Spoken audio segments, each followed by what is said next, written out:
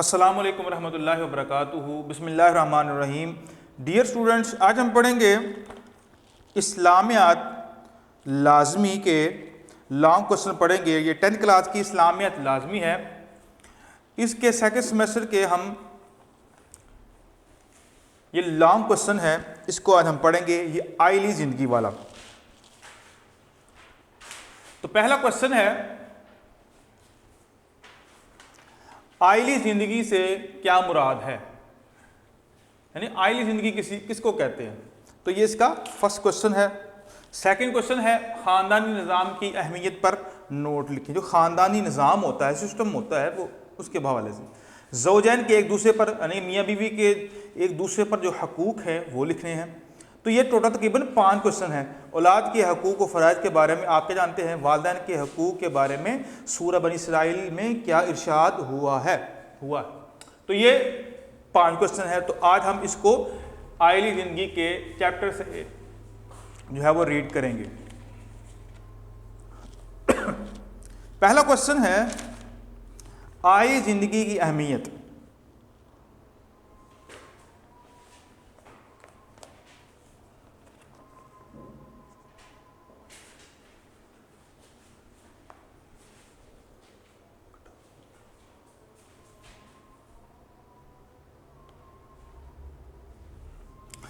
آئلی زندگی سے مراد خاندانی زندگی ہے۔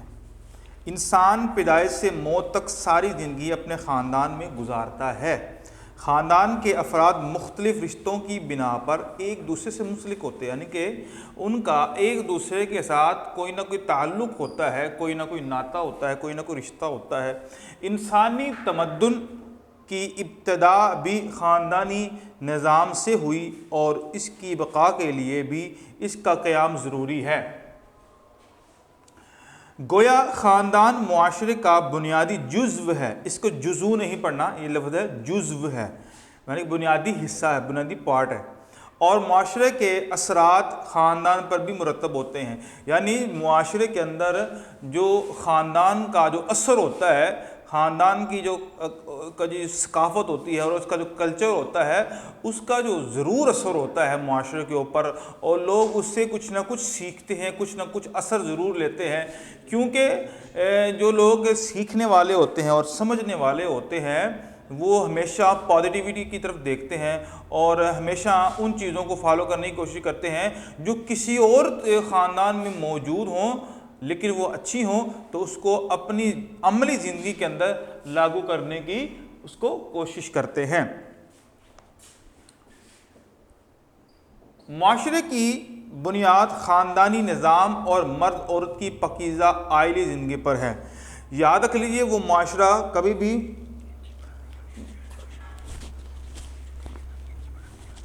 آئلی زندگی، معاشرے کی بنیاد خاندانی نظام اور مرد عورت کی پاکیزہ آئلی زندگی پر ہے۔ یعنی مطلب یہ ہے کہ معاشرہ جو ہے وہ کس سے بنتا ہے؟ یہ مرد اور عورت ہی ہوتے ہیں معاشرے کے اندر۔ تو اس سے ایک خاندان جو ہے وہ ایک ترتیب پاتا ہے اور ایک نظم و ضبط اس کے اندر بنتا ہے۔ اس پاکیزگی کے متاثر ہونے سے پیچیدگیاں پیدا ہونے کے ساتھ ساتھ HIV ایڈز جیسے مہلک امراض پیدا ہوتے ہیں۔ اور پھر اب اس معاشرے کے اندر اگر اس کی پاکیزگی کا خیال نہ رکھا جائے تو پھر طرح طرح کی جو بیماریاں ہیں وہ جنم لیتی ہیں، اس طرح کے جو امراض ایڈز وغیرہ ہیں وہ جنم لیتے ہیں۔ اس لیے اسلام نے اللہ کی قائم کی ہوئی حدود پر سختی سے عمل کرنے کی ہدایت کی۔ اس پر عمل نہ کرنے کی صورت میں معاشرے کی شیرازہ بندی ناممکن ہے اور معاشرہ انتشار سے نہیں بچ سکتا ہے۔ یعنی وہ انسٹرکشن اور وہ ہدایات جو اسلام نے ہمیں بتلائی ہیں، اور چونکہ دیکھو انسان کو کس نے پیدا کیا ہے؟ انسان کو اللہ نے پیدا کیا ہے۔ تو جو پیدا کرتا ہے وہ زیادہ جانتا ہے کہ اس کو کیا چاہیے، اس کے لیے کیا اچھا ہے، اس کے لیے کیا اچھا نہیں ہے، اس کے لیے کیا ضروری ہے، اس کے لیے کیا ضروری نہیں ہے، کون سی چیز اس کے حق میں بہتر ہے اور کون سی چیز اس کے حق میں بہتر نہیں ہے۔ تو اللہ تعالیٰ نے انسانوں کے لیے ایک پورا نظام مرتب کر رکھا ہے، ٹھیک ہے، اور جس میں خاص طور پر جو حصہ ہوتا ہے وہ مرد عورت کا ہی ہوتا ہے۔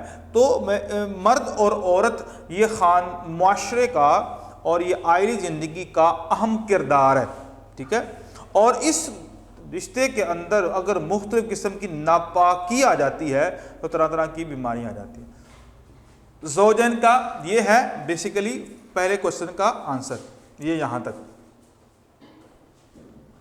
یہ آپ نے فرسٹ کوشچن کو یاد کرنا ہے کہ آئلی زندگی امپورٹنس اور اس کی اہمیت کتنی ہے، اور معاشرہ کی جو شرادہ بندی ہے وہ کس وجہ سے ہو سکتی ہے، اور معاشرے کے اندر یہ جو انتشار ہے وہ کس طرح کم ہو سکتا ہے۔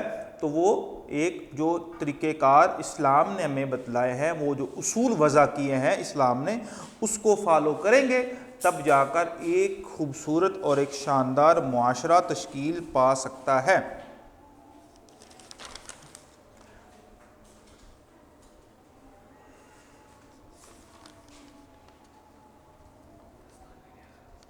آگے ہے،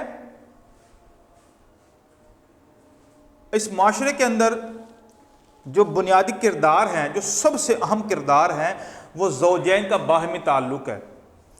یعنی معاشرہ کبھی بھی ترقی کی سیڑھیوں کے اوپر نہیں چڑھ سکتا جب تک یہ جو زوجین ہیں ان کے معاملات جو ہے وہ آپس میں شاندار اور بہترین نہ ہو جائیں۔ اور یہ ہے کوشچن نمبر 2، یعنی کوشچن نمبر 2 کیا ہے؟ خاندانی نظام کی اہمیت پر نوٹ لکھیں۔ تو یہاں سے شروع ہوتا ہے خاندانی، چونکہ ایک خاندان، ہم سب کس کا خاندان ہے؟ حضرت آدم علیہ السلام کا، ٹھیک ہے، تو وہ 2 شخص تھے پہلے دنیا کے اندر، اس سے ان سے آج تک جتنی بھی مخلوقات جنم لی ہیں وہ انہی کی نسل سے ہیں، ٹھیک ہے، وہ ہم ان کا خاندان ہے، ٹھیک ہے۔ تو ہر معاشرے کی جو ابتدا ہوتی ہے وہ 2 سے ہوتی ہے، یعنی کہ ایک مرد اور ایک عورت سے ہوتا ہے، اور اللہ نے اس بات کی جو تائید قرآن مجید میں بھی کی ہے۔ اللہ نے فرمایا ہے هو الذی خلقکم من نفس واحدۃ وجعل منها زوجها لیسکن الیہا۔ ترجمہ اس کا کیا ہے؟ وہی اللہ ہے جس نے تمہیں ایک جان سے پیدا کیا اور اسی سے اس کا جوڑا بنایا تاکہ وہ اس سے سکون حاصل کرے۔ یعنی مرد کے لیے جو عورت اللہ تعالیٰ نے بنائی ہے، ایک تو معاشی نظام کے لیے بھی ہے اور اس کے لیے سکونت کا بھی ہے، اللہ تعالیٰ نے یہ نظام بنایا ہے۔ اس طرح نکاح ایک جوڑے کے درمیان آئی زندگی کی جائز بنیاد فراہم کرتا ہے۔ اب دیکھیں جس معاشرے کے اندر یہ نظام صحیح نہیں ہے، اس معاشرے کے اندر یہ جو پاکیزگی ہے وہ ختم ہو جاتی ہے۔ اللہ تعالیٰ نے کچھ چیزیں جو ہے وہ نکاح کے بندھن کے اندر حلال کی ہیں۔ جب ایک شخص کا ایک عورت کے ساتھ نکاح ہوتا ہے، پھر جو اس کے شادی سے پہلے جو پابندیاں ہیں وہ ساری کی ساری اٹھ جاتی ہیں اور ختم ہو جاتی ہیں، جس کے نتیجے میں پاکیزہ تعلقات وجود میں آتے ہیں۔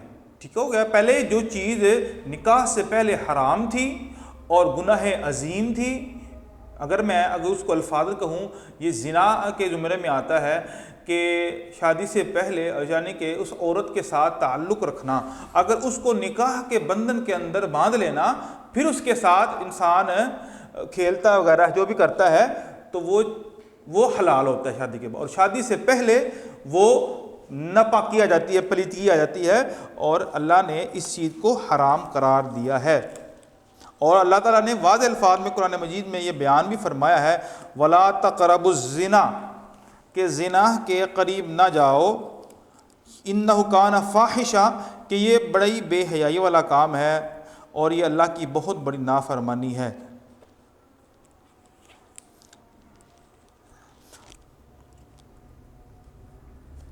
آگے ہے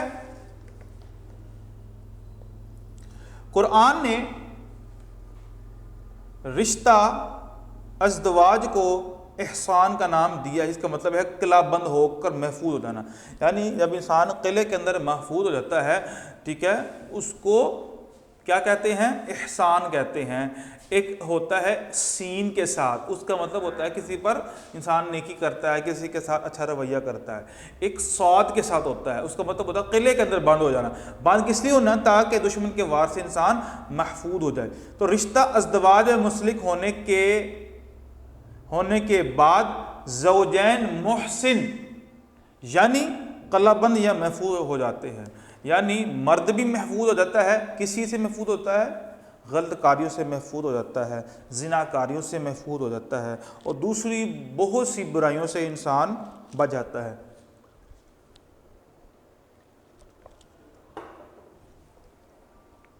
غیر اخلاقی حملوں سے بچاؤ کے لیے انہیں ایک مضبوط دیوار اور حصار مل جاتا ہے۔ اب ظاہر سی بات ہے، جب انسان اس معاشرے کے اندر رہتا ہے، دائیں بائیں اپنے دیکھتا ہے، کچھ ایسے چیزیں ہیں جس سے انسان کے جذبات جو ہے وہ امڑتے ہیں، تو ان جذبات پر قابو پانے کا ایک ہی ذریعہ ہے، وہ ہے عقد نکاح، ٹھیک ہے۔ جب انسان شادی کر لیتا ہے اور اس رشتے کے ساتھ منسلک ہو جاتا ہے، پھر اس کی آنکھوں میں حیا بھی آ جاتی ہے، بلکہ نبی صلی اللہ علیہ وسلم کا فرمان بھی ہے۔ آپ علیہ السلام نے نوجوانوں کو خطاب کرتے ہوئے فرمایا، یا معاشر الشباب من استطاع منکم الباء فلیتزوج، کہ اے جوانوں، اگر طاقت ہے، اگر پیسے وغیرہ ہیں تو شادی کر لو، شادی کرو۔ فإنہا اغض للبصر، شادی کرنے سے آنکھیں جھک جاتی ہیں، وأحسن للفرج، اور شرمگاہ کی بھی حفاظت ہو جاتی ہے۔ یعنی شادی کا یہ فائدہ ہے، اس میں خیر و برکت آ جاتی ہے، اور اس میں بڑے خوبصورت معاملات ہوتے ہیں، بڑی اچھی زندگی کے راز پوشیدہ ہیں۔ ہر ایک دوسرے کے لیے شریک رنج و راحت، یعنی رنج و راحت پریشانی کے اندر جو شریک بے لوث اور غمسار ہوتا ہے، یعنی شادی کے بعد انسان کے لیے ایک ایسا اللہ تعالیٰ سبب بنا دیتے ہیں جس سے انسان ہر دکھ، ہر پریشانی، ہر غم جو ہے وہ شیئر کر سکتا ہے، کیونکہ صحیح معنوں کے اندر وہی اس کا خیرخواہ ہے، وہی اس کا ہمسر، اور وہی اس کا ہر معاملے کے اندر ساتھ دینے والا ہوتا ہے۔ تو اس کو اس رنج اور اس پریشانی کے اندر اپنی تمام دل کی بڑھاس کو نکالنا اور اپنی پریشانی کو اس کے سامنے اظہار کرنے سے بوجھ جو ہے وہ ہلکا ہو جاتا ہے۔ تو ہر ایک دوسرے کے لیے شریک رنج اور راحت، بے لوث اور غمگسار ہوتا ہے۔ مشکلات مسائل کے حل میں دونوں ایک دوسرے کے مددگار ہوتے ہیں۔ اگر مرد کو کوئی پریشانی ہوتی ہے تو اس کی ہیلپ کرتی ہے عورت، اور عورت کو اگر کوئی پریشانی ہوتی ہے تو اس کی ہیلپ مرد کرتا ہے۔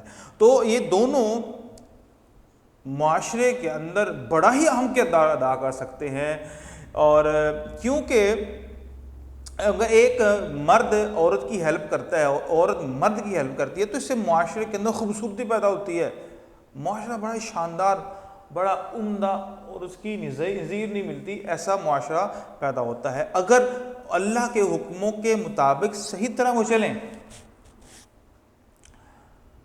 یکسوئی نصیب ہوتی ہے، سوچ، غور و فکر اور ذہنی صلاحیتوں میں ایک اٹھان اور ان کے استعمال میں لانے سے آسانیاں ہوتی ہیں۔ تو اب شادی سے پہلے انسان کی سوچ اور ہوتی ہے، اور شادی کے بعد اس کی سوچ میں بہت زیادہ انقلاب آ جاتا ہے۔ اس زندگی کا لطف اس وقت حد کمال کو پہنچتا ہے جب گھر کے آنگن میں پھولوں جیسے بچے آ جاتے ہیں، اور پھر اس رشتے کو اور مضبوط اور خوبصورت بنانے کے لیے، اس نظام کو اور چار چاند لگانے کے لیے جب اللہ تعالیٰ کرم فرماتے ہیں کہ ہمارے صحن کے اندر ننھے منھے اور دوڑتے آتے جاتے پھرتے چھوٹے سے بچے جب آ جاتے ہیں تو رشتے کے اندر اور بھی زیادہ محبت پیدا ہو جاتی ہے، رشتے میں اور بھی زیادہ پیار پیدا ہو جاتا ہے۔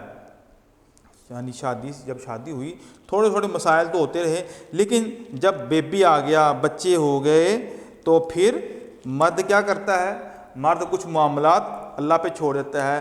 کیوں؟ اب یہ بچوں کی ماں بن چکی ہوئی ہے، اب اس کا جو تعلق ہے اور زیادہ مضبوط ہو گیا بچوں کی وجہ سے. تو جب گھر کے آنگن میں پھولوں جیسے بچے آ جاتے ہیں جو والدین کے آپس کے تعلق اور مضبوط کرتے ہیں، ٹھیک ہو گیا. ہر دو طرف سے محبت و احترام باہمی کا رمز زمزم موجزن ہو جاتا ہے، یعنی کہ ہر طرف سے محبت ہی محبت آتی ہے اور گھر واقعی ایک جنت نظر آتا ہے. یعنی جب معاشرہ اسلامی اصولوں کے مطابق چلتا ہے تو پھر یاد رکھ لیجیے اللہ تعالیٰ کا وعدہ بھی ہے قرآن مجید کے اندر. اللہ نے فرمایا ہے کہ اللہ تعالیٰ نے وعدہ کر لیا ہے ایمان والوں سے اور جو نیک عمل کرتے ہیں، فَلَنُحْيِيَنَّهُ حَيَاتًا طَيِّبَةً، تم اگر اسلام کے اصولوں کے مطابق زندگی گزارو گے تو ہم تمہیں حیات طیبہ عطا فرمائیں گے. حیات طیبہ، ایسی خوبصورت اور ایسی شاندار زندگی کہ دنیا میں رہ کر تمہیں جنت کا مزہ آئے گا.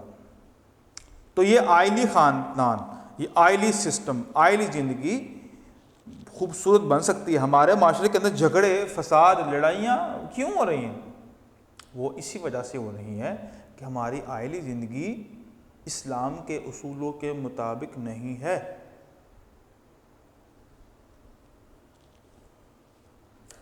آگے ہے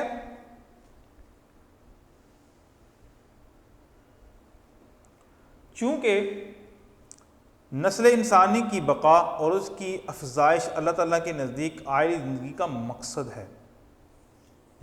جو انسان کی نسل کی جو بقا یعنی کہ جو آگے بڑھتی ہے، جو بھی ہوتا ہے، یہ سارا کا سارا کس کے مرہون منت ہے؟ یہ آئلی زندگی کی وجہ سے ہوتی ہے. اور اس پاکیزہ زندگی کا واحد راستہ عقد نکاح ہے.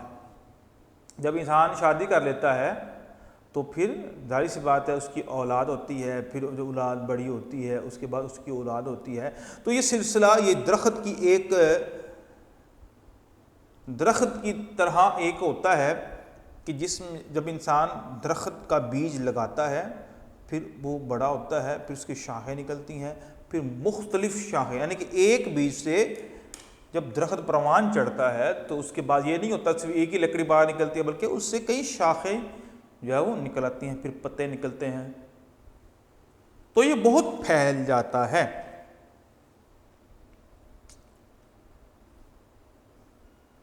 ورنہ فطرت کے وہ مقاصد کبھی حاصل نہیں ہو سکتے جو وہ اپنے سامنے رکھتی ہے. لہذا کسی معاشرے کی بنیاد خاندانی نظام اور مرد عورت کی پاکیزہ آئلی زندگی ہے.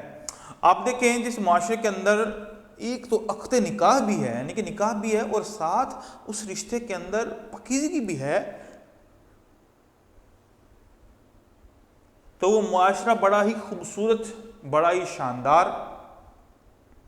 اور ایسا عظیم المرتبت معاشرہ ہوگا جس کی لوگ مثالیں دیا کریں گے. تو یہ کب ہوتا ہے؟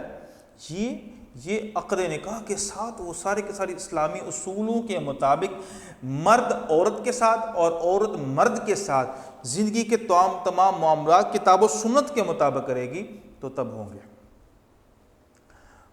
وگرنہ فطرت کے جو اللہ تعالیٰ نے جو مقاصد رکھے ہیں وہ مقاصد ختم ہو جائیں گے. جب اس بنیاد ہی کو نیست و نابود کر دیا جائے تو معاشرے کی شیرازہ بندی کس طرح ممکن ہے اور اس انتشار سے کیوں کر بچا جا سکتا ہے؟ جب نکاح ہی نہیں ہوگا، نبی صلی اللہ علیہ وسلم نے فرمایا عام کرو، نکاح کو عام کرو. اب نکاح کو عام کرنے کا مطلب کیا ہے کہ یہ جو قیدیں لگائی ہوئی ہیں، یہ جو شرائط لگائی ہوئی ہیں، شرائط کس چیز کی لگائی ہوئی ہیں؟ یہ خاص طور پر یہ جو جہیز کی لعنت ہے. ہاں اگر باپ اپنی بیٹی کو خوش طبی سے دیتا ہے، اپنی مرضی سے دیتا ہے، وہ ٹھیک ہے، لیکن یہاں پر تو نوبت یہاں تک آ چکی ہوئی ہے کہ مرد جو ہے وہ اپنی من مانی سے اور اپنے منہ سے اور اپنی زبان سے خود ہی مانگتا ہے کہ میں اتنا جہیز لوں گا، میں یہ کروں گا، میں گاڑی لوں گا وغیرہ وغیرہ۔ جب اس طرح کے کوئی بھی معاملات ہوتے ہیں تو وہ جو رشتہ ہوتا ہے وہ زیادہ دیر تک نہیں ہوتا، اس میں دوام نہیں ہوتا ہے، وہ جلدی ٹوٹ جاتا ہے۔ واضح ظاہر سی بات ہے، وہ اس لڑکے سے شادی نہیں کر رہا بلکہ وہ اس دولت کو دیکھ کر شادی کر رہا ہے جس کی ہوس نے اس کو آج یہ کہنے پر مجبور کر دیا ہے۔ تو پھر جب اس طرح کے معاملات ہوں گے تو پھر طلاق بھی ہوں گی، پھر لڑائی بھی ہوں گے، پھر جھگڑے بھی ہوں گے، فساد بھی ہوگا۔ اس لیے اللہ تعالیٰ نے اعلی زندگی کے استحکام اور بقا کی نہایت وضاحت فرمائی، ہدایت دی ہے۔ اللہ تعالیٰ نے شوہر اور بیوی کے تعلق کو محبت اور رحمت کا تعلق قرار دیا ہے۔ یہ دونوں کا آپس میں جو تعلق بڑا شاندار ہے۔ اب میں آپ کو بڑی ایک انفارمیشن دیتا ہوں اس حوالے سے، بڑی زبردست انفارمیشن۔ جنات جو شیاطین ہوتے ہیں، ان کے مقاصد میں سے اولین مقاصد ہیں، یعنی کہ جو سب سے بنیادی جو اس کا مقصد پتہ کیا ہوتا ہے؟ میاں بیوی کے درمیان لڑائی ڈالنا۔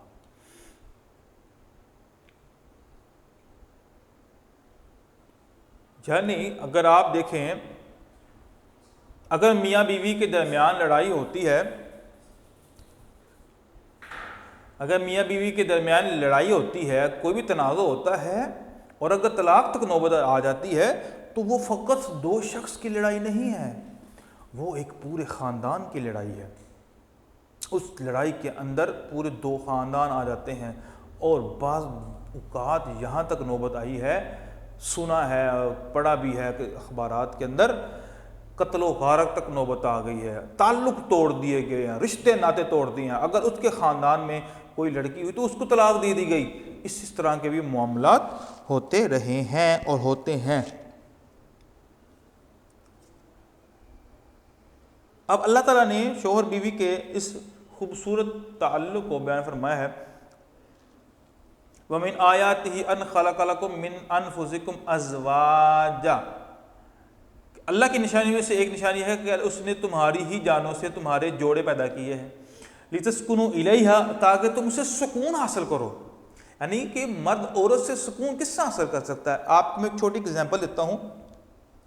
اب دیکھیں، مرد کا کام ہوتا ہے باہر کام کرنا، باہر کے معاملات کو سنبھالنا، باہر کے معاملات کو دیکھنا۔ اب ایک مرد کیا کرتا ہے، جب تھکا ہوا گھر آتا ہے، اب اس کے بدن سے پسینہ نکل رہا ہے، کپڑے اس کے گدلے ہو چکے ہوئے ہیں، سر میں مٹی پڑی ہوئی ہے، اور منہ بھی کالا ہو گیا ہوا ہے، اور ہاتھ بھی گندے ہیں، پاؤں میں جو جوتی ہے وہ ٹوٹ گئی ہوئی ہے، یعنی کام کر یہ ساری تھکاوٹ کو لے کر، ٹینشنوں کو لے کر، مالکوں کی گالیوں کو لے کر اور دھوڑ کو لے کر، یہ سب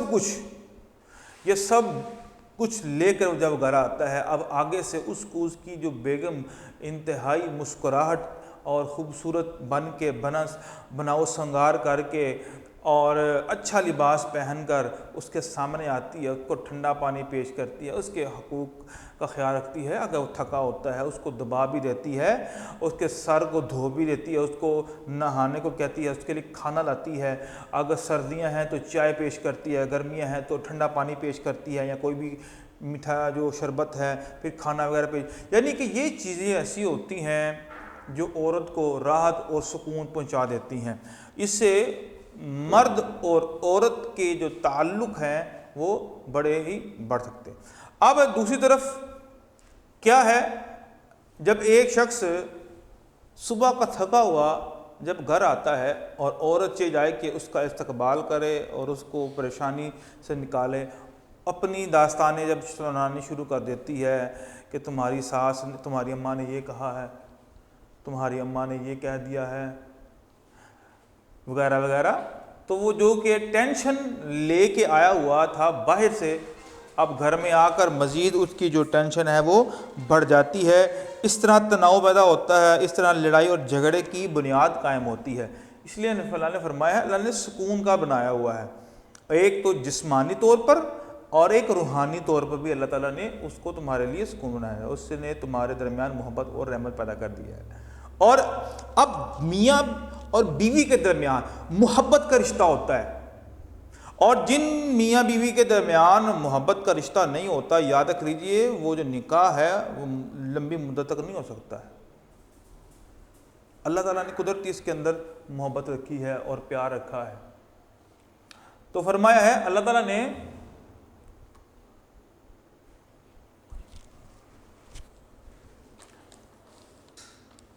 نے میاں بیوی کے درمیان محبت رکھ دی ہے تاکہ اس سے ایک خوبصورت معاشرہ جو ہے وہ تشکیل پا سکے۔ اب یہاں پر ہے کہ گویا شوہر اور بیوی کا تعلق ایک طرف تو جنت کی تسکین کا جبلت نیچر کو کہتے ہیں، جبلت کی تسکین کا باعث ہے، اور دوسری طرف باہمی محبت، اعتماد اور رحمت کا ایک رشتہ ان کے درمیان پیدا کرتا ہے۔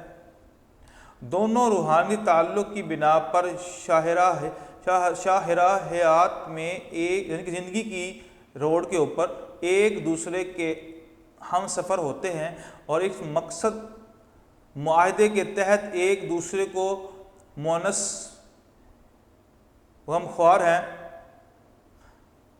اس لیے اللہ تعالیٰ نے ایک دوسرے پر منصفانہ حقوق مقرر کیے ہیں، وَلَهُنَّ مِثْلُ الَّذِي عَلَيْهِنَّ بِالْمَعْرُوفِ، اسی طرح ان عورتوں کے حقوق جس طرح کے فرائض ہیں رواج کے مطابق، یعنی کہ جو اسلام نے اس کے اوپر فرائض قرار دیے ہیں، جو حقوق میاں بیوی، میاں کے لیے اس کی بیوی کے کیا حقوق ہیں، اس کی بیوی کے لیے اس کے میاں کے کیا حقوق ہیں، یہ اسلام نے بھی اس چیز کا بڑا خیال رکھا ہے۔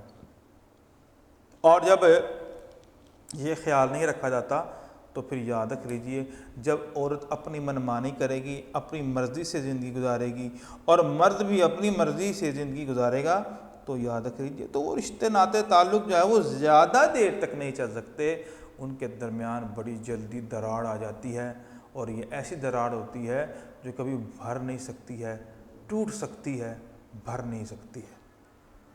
تو بیٹا ہم نے کیا سیکھا؟ یہ جو آئلی زندگی کا جو نظام ہے اس کے حوالے سے ہم نے باتیں پڑھی ہیں، یہ کتنا اہم ہے، اس کے اندر کیا کیا چیزیں ہیں، کس طرح تعلق مضبوط ہو سکتے ہیں، یہ کس طرح زندگی شاندار اور عمدہ بن سکتی ہے۔ تو یہ جو خاندانی نظام کس طرح چل سکتا ہے، پروان کس طرح چل سکتا ہے، یہ ہم نے پڑھ لیا ہے۔ آگے کوشچن ہے زوجین کے حقوق و فرائض، یہ کوشچن نمبر 3 ہے۔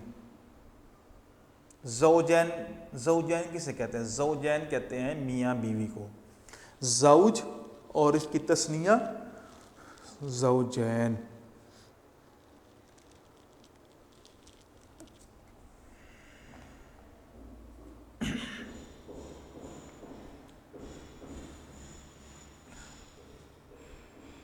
اسلامی تعلیمات کے مطابق خاندان کی کفالت، نان و نفقہ مرد کی ذمہ داری ہے۔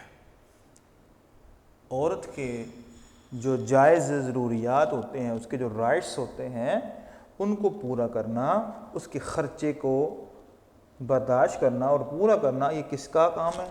یہ اس کے خاوند کا کام ہے۔ اس سے چاہیے کہ اپنی مالی حالت کے مطابق بیوی بچوں کے لیے اخراجات، لباس اور مکان کا بندوبست کرے۔ ظاہر سی بات ہے باہر کے جتنے بھی کام ہیں اور خصوصی کمائی کے حوالے سے، کمانے کے لحاظ سے، وہ سارے کس کے ہیں؟ تو سارے کے سارے وہ مرد کے اوپر ہے۔ مرد کرے گا تو اس کے بچے کھائیں گے، مرد کرے گا تو اس کی بیوی کھائے گی۔ اور یہاں پر آہستہ آہستہ یورپ کا کلچر آ رہا ہے جو یہ ہمیں سکھاتا ہے کہ مرد بھی کام کرے اور ساتھ عورت بھی کام کرے، دونوں مل کر کام کریں، کیونکہ یہ ایک گاڑی کے 2 پہیے ہیں، تو لہذا عورت بھی۔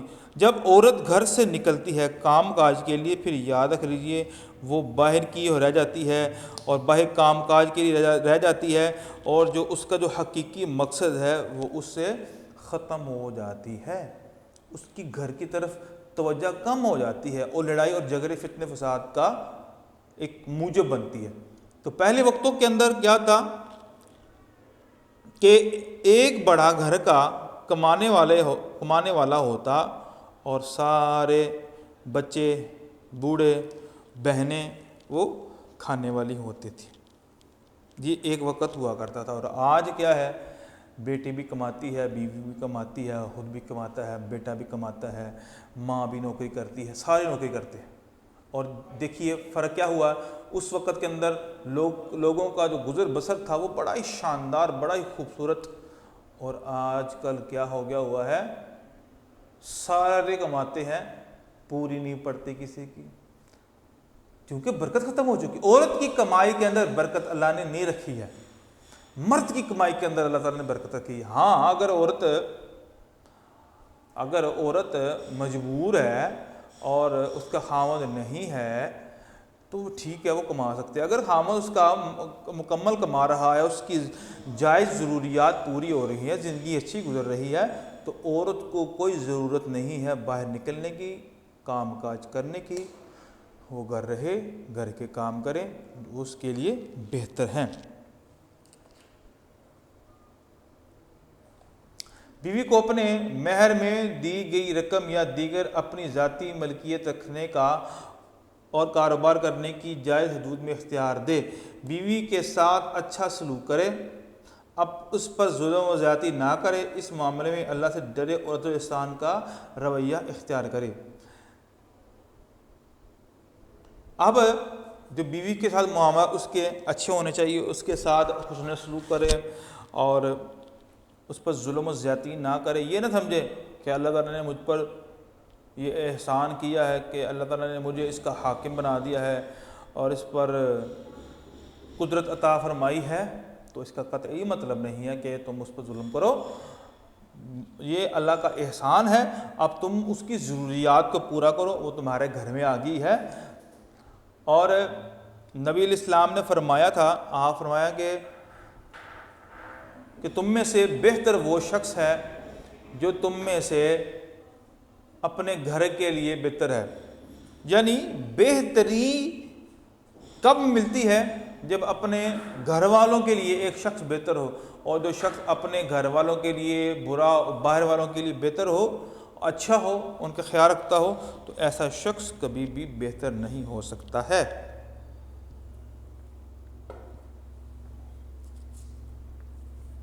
آگے ہے،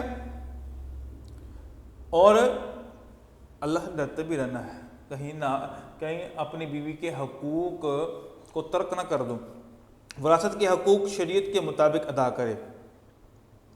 یعنی جو اسلام نے وراثت کا حقوق دیے ہیں تو وہ اس کو صحیح طریقے سے ادا کرے۔ اللہ تعالیٰ نے فرمایا ہے فالصالحات قانتات حافظات للغیب، نیک عورتیں فرما بردار شوہر کی عدم موجودگی میں اس کے گھر کے محافظ ہوتی ہیں۔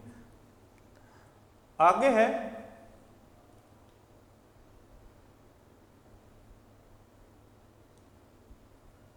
اگرچہ عورت پر اولاد کی کفالت کی ذمہ داری نہیں، تاہم پڑھی لکھی اور ہنرمند خواتین حیا اور پردے کا خیال رکھتے ہوئے ملازمت اور ہنرمندی کے دیگر کام کر کے روزی کما سکتی ہے۔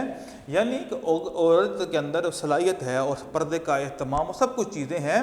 اور یہ بھی اس میں ایک چیز جیسا میں نے پہلے بھی عرض کی کہ اگر ضروریات زندگی پوری نہیں ہو رہی ہیں اور مرد کی کمائی میں مکمل گزارا نہیں ہو رہا ہے، تو عورت اسلامی اصولوں کے مطابق با پردہ اور با حیا ہو کر آپ کام کر سکتی ہیں، اور ایسا کام نہیں کر سکتی جہاں پر مردوں کا اختلاط ہو، مردوں کے ساتھ زیادہ معاملات ہو۔ کوشش کرے ان جگہوں پر جاب کرنے کی جہاں پر کثرت سے عورتیں ہی موجود ہوتی ہیں، تاکہ مردوں کے ساتھ اختلاط نہ ہو۔ اور جب ظاہر سی بات ہے، جب مردوں کے ساتھ اختلاط ہوتا ہے تو پھر کچھ نہ کچھ معاملات بھی گڑبڑ ہو جاتے ہیں۔ تو اللہ تعالیٰ نے ہمیشہ اللہ تعالیٰ کا ایک اصول ہے، اللہ تعالیٰ معاشرے کے اندر صرف برائی کو ختم نہیں کرتے، بلکہ جس ذریعوں سے، جن وجوہات سے برائی پھیلتی ہے، اللہ تعالیٰ اس کو بھی ختم کرتے ہیں۔ جس اللہ تعالیٰ نے فرمایا ہے وَلَا تَقْرَبُوا الزِّنَا، زنا کے قریب نہ جاؤ۔ اب یہ نہیں فرمایا ہے کہ زنا نہ کرو، بلکہ اس سے بھی ہلکا لفظ کیا ہے کہ وَلَا تَقْرَبُوا الزِّنَا، کہ زنا کے قریب نہ جاؤ، کرو نہیں، قریب نہ جاؤ، اس سے بھی ہلکا اللہ اس سے بھی منع فرما دیا ہے۔ کیوں؟ جب انسان اس گناہ کے قریب جاتا ہے تو اس کو کرنے کا شائبہ بھی پایا جاتا ہے۔ مگر ہمارے ملک کی اکثر خواتین کو اپنے ان حقوق سے آگاہی حاصل نہیں۔ بیوی کا فرض ہے کہ وہ شوہر کی عدم موجودگی میں اس کی تمام اشیاء کی ایک امانت کی طرح حفاظت کرے۔ یہ سب سے اہم بات ہے۔ اگر اور مرد گھر میں عورت کو چھوڑ کے گیا ہے تو اس عورت کا کام بنتا ہے کہ مرد کی عزت کا بھی خیال رکھے، اس کے پیسوں کا بھی خیال رکھے، اس کے بچوں کا بھی خیال رکھے۔ یہ نہیں ہے کہ سب کچھ چھوڑ چھاڑ کر کام پر چلے گئی اور مرد گھر میں آیا، بعد میں یہ گھر میں آئی، معاملات جہاں پر گمبھیر ہو گئے۔ تو اللہ تعالیٰ نے اس چیز کو ناپسند کیا ہے۔ جس چیز کو اللہ تعالیٰ نے ناپسند کیا ہے تو گویا کہ اس چیز میں کبھی بھی آپ لوگوں کے لیے خیر نہیں ہو سکتی ہے۔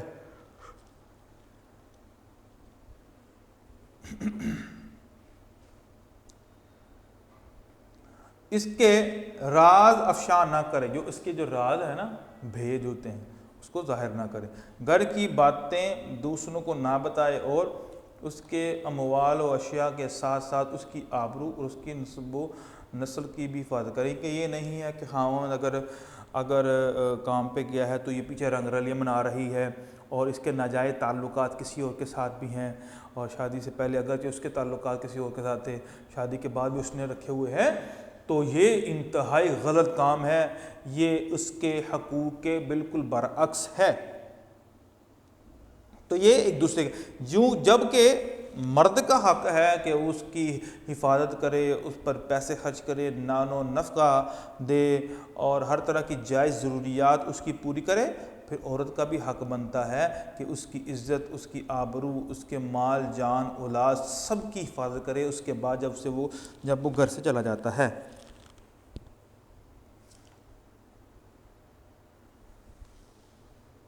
کیونکہ نبی صلی اللہ علیہ وسلم کا فرمان ذیشان ہے، خیرکم خیرکم لأہلی وانا خیرکم لأہلی۔ تم میں سے بہتر وہ ہے جو اپنے گھر والوں کے لیے بہتر ہو اور میں اپنے گھر والوں کے لیے تم سب سے بہتر ہوں۔ سب سے بہتر دنیا کا انسان وہی شخص ہے جو اپنی بیوی کے ساتھ اچھے تعلقات رکھتا ہو، غیر عورتوں کے ساتھ اس کے تعلقات نہ ہوں۔ ہاں، اگر اس کی دوسری شادی ہے، 30 شادیاں کی ہوئی ہیں، تو اس کے لیے نہیں۔ یہ ہے کہ جس کے ساتھ اس کا نکاح نہیں ہوا ہے تو ایسی عورتوں کے ساتھ تعلق قائم کرنا شادی کے بعد یہ آئلی زندگی پر ایک بہت بڑی ضربہ کاری ہے۔ آئلی زندگی خراب ہو سکتی ہے، برباد ہو سکتی ہے اس کی وجہ سے۔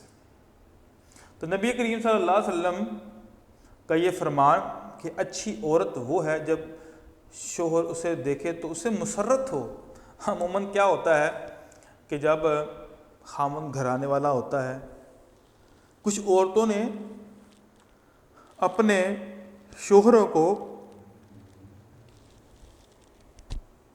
ڈاکٹر سمجھا ہوتا ہے کہ جب اس کا خاوند گھر آتا ہے، سر پر پٹی باندھ کر اور رومال باندھ کر یا دوپٹہ باندھ کر اور اس کو سامنے یہ ظاہر کیا میرا سر درد ہو رہا ہے، میری طبیعت ٹھیک نہیں ہے، اور روز کا معمول ہے، اور بیچارہ تھکا ہارا گھر آتا ہے، وہ اپنی بیوی کو دیکھتا ہے، اس کے لیے پھر دوائی لینے کے نکل جاتا ہے وغیرہ وغیرہ۔ اس طرح کے معاملات عورت نہ کرے۔ عورت کو ایسا ہونا چاہیے کہ مرد اس کی طرف دیکھے اور اس کے چہرے پر مسکراہٹ آ جائے، وہ حشاش بشاش ہو جائے۔ ایسا ہونا چاہیے کہ سارے دن کی تھکاوٹ دور ہو جائے اپنی بیوی کو دیکھ کر۔ یہ کب ہوگا؟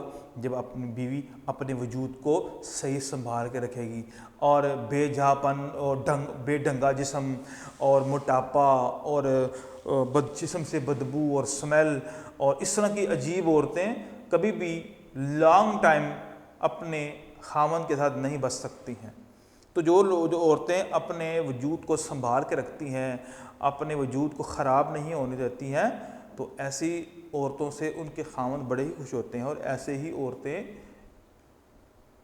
جن کے بارے میں فرمایا ہے جب شوہر اس سے دیکھتے ہیں تو مسرت ہو اور اسے حکم دے تو اطاعت کرے اور اس کے عدم موجودگی میں اس کے مال کی اور اپنی حفاظت کرے۔ تو یہ بیٹا تیسرے کوشچن کا آنسر ہے، یہ یہاں سے، یعنی کہ اگر آپ کو آتا ہے زوجین کے حقوق فرائض کیا ہے، تو آپ یہاں سے لے کر یہ سارا جو ہے وہ آپ یاد کریں گے۔ آگے کوشچن ہے، کوشچن نمبر 4،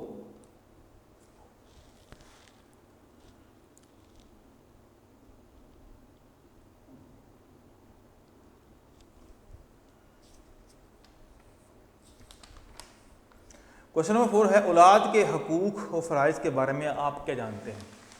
اولاد کے کیا حقوق ہیں؟ یعنی ایک مرد اور عورت ہے، اس کی جو اولاد ہوتی ہے تو ان دونوں کو کیا چاہیے کہ وہ اپنی اولاد کی صحیح طرح تعلیم و تربیت کرے۔ تو یہ اس کے حقوق میں سے آتے ہیں، تو ہم پڑھتے ہیں، کیونکہ یہ کوئی چھوٹی چیز نہیں ہے، کیونکہ اس کے متعلق بھی قیامت کے روز سوال کیا جائے گا، ٹھیک ہے؟ یہ بھی ایک ایسا معاملہ ہے جس کے بارے میں پوچھ گچھ ہوگی۔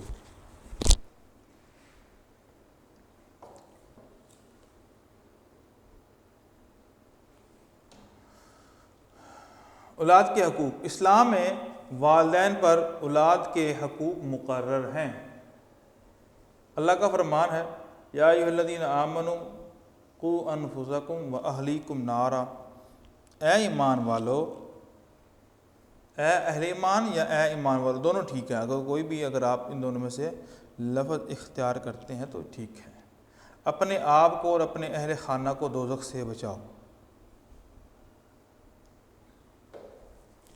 والدین کی ذمہ داری ہے کہ وہ اپنی اولاد کی اچھی پرورش، تعلیم اور اچھی تربیت کا اہتمام کریں اور پھر اچھی جگہ ان کی شادی کریں، اولاد کے درمیان عدل و انصاف قائم رکھیں۔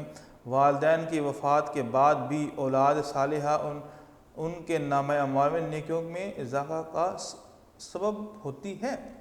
اس سب سے اہم چیز ہے میاں بیوی کے رشتے کے بعد جب ان کی اولاد ہوتی ہے تو یہ ظاہر سی بات ہے انسان نے دنیا سے چلا جانا ہے، کوئی بھی ابدی ہمیشہ کے لیے اس دنیا میں رہنے کے لیے نہیں آیا ہے، انسان نے دنیا سے جانا ہے۔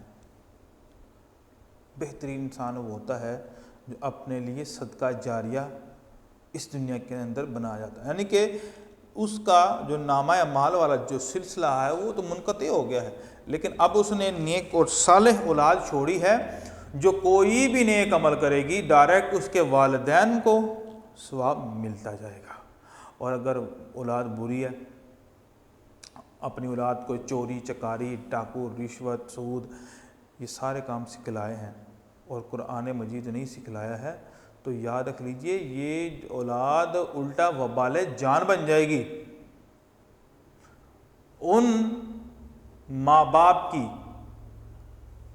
اولاد جنہوں نے اپنی اولاد کی صحیح تربیت کی وہ تو ہو گئے ان کے لیے باعث رحمت، اور جنہوں نے اپنی اولاد کی تربیت نہیں کی اور کھلی چھٹی دے دی جو جی چاہے کرو، اور پھر جو بھی وہ برا عمل کریں گے ان کو تو گناہ ہوگا ہی، لیکن ساتھ ان کے والدین بھی شریک ہوں گے، اور نبی صلی اللہ علیہ وسلم کا اس کے بارے میں فرمان بھی ہے، آپ نے فرمایا الا کلکم راعٍ وکلکم مسئول عن رعیتہ، تم میں سے ہر شخص نگران ہے، اور ایک جو مرد ہوتا ہے وہ اپنے اہل خانہ اور اپنے گھر والوں کا ذمہ دار ہے اور مسئول ہے، اور قیامت کے روز اس سے اس چیز کے متعلق سوال کیا جائے گا۔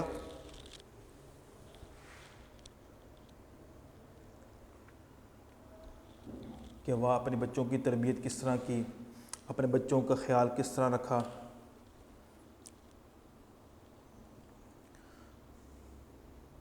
تو اس لیے اللہ نے فرمایا ہے کہ خود بھی تو اپنے آپ کو تم جہنم کی آگ سے بجاتے ہو، لیکن ساتھ اپنی اولاد کا بھی خیال رکھنا ہے، کیونکہ یہ نہ ہو کہ تم اچھے عمل تو خود کر کے دنیا سے جاؤ، اولاد بری ہو، تو یہ نہ ہو کہ اب ثواب کی بجائے تمہارے کھاتے کے اندر گناہ جائے، کیونکہ اولاد نیک ہوگی تو پھر یاد کریجئے اس کی۔ میں آپ کو ایک حدیث سناتا ہوں۔ حدیث کچھ اس طرح سے ہے کہ ایک شخص تھا، دنیا سے فوت ہو گیا، اور چلا جب جاتا ہے اور قبر میں رہتے اس کو کافی عرصہ ہو گیا کہ ایک دن کیا ہوا، نیک شخص تھا، ایک دن کیا ہوا کہ اس شخص کے درجات کی بلندی ہوئی، اس کو قبر کے اندر پروٹوکول ملنے لگا اور بڑا کچھ ہونے لگا۔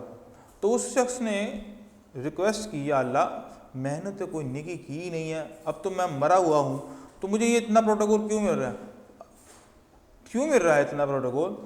تو اللہ فرمائیں گے استغفار ولدک لک، تیرے بچے کی تیرے لیے استغفار نے آج تجھے یہ مقام عطا کیا ہے۔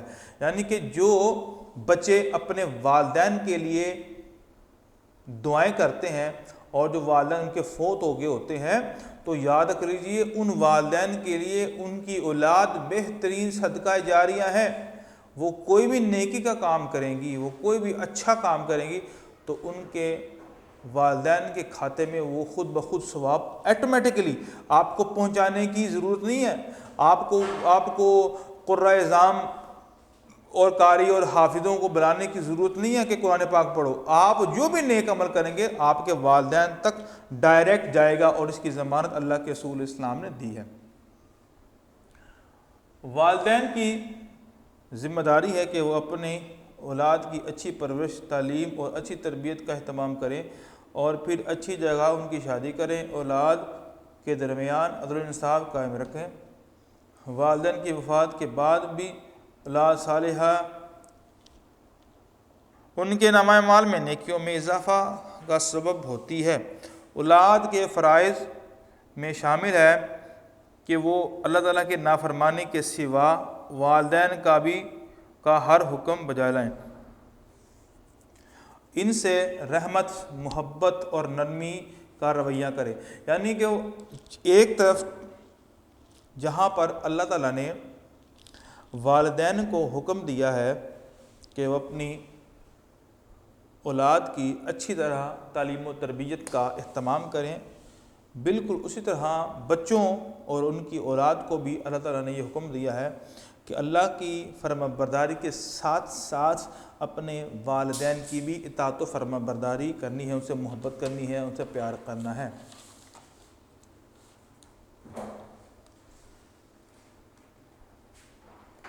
ان کی رائے کو اپنی رائے پر مقدم رکھیں، خاص طور پر جب والدین بڑھاپے کو پہنچ جائیں تو ان کے جذبات کا خیال رکھتے ہوئے ان سے نرمی اور محبت پیش آئیں۔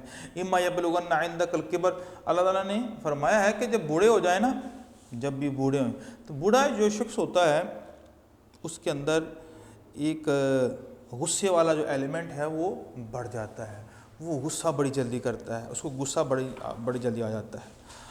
تو جو بچے ہوتے ہیں وہ کیا کریں؟ اب بڑھاپے کے اندر آپ کا رویہ بعین ہی ہونا چاہیے، بالکل اسی طرح ہی ہونا چاہیے کہ تم یاد کرو کہ جب تم چھوٹے تھے تنگ کرتے تھے اپنے والدین کو، اور وہ ہنس کر بات ٹال دیتے تھے، وہ مسکراتے تھے تمہاری شرارتوں پر، اور یہ کہتے تھے ہمارا بچہ بڑا ہو رہا ہے، اور آج یہ وقت آیا ہے تمہارے والدین جو ہیں وہ بوڑھے ہو چکے ہیں، اب تم نے ان کی خدمت کرنی ہے۔ ان کی طرف سے کوئی بھی اگر کوئی سخت بات آتی ہے، سخت لہجہ آتا ہے، کچھ بھی ایسی چیزیں آتی ہیں جو کہ آپ کو پسند نہیں ہے، لیکن ہمیشہ اس ذہن میں یہ رکھنا ہے کہ وہ آپ کے والدین ہیں۔ جب یہ بات ذہن میں آتی ہے تو انسان اپنے پھر کندھوں کو جھکا لیتا ہے کہ یہ میرے والدین ہیں۔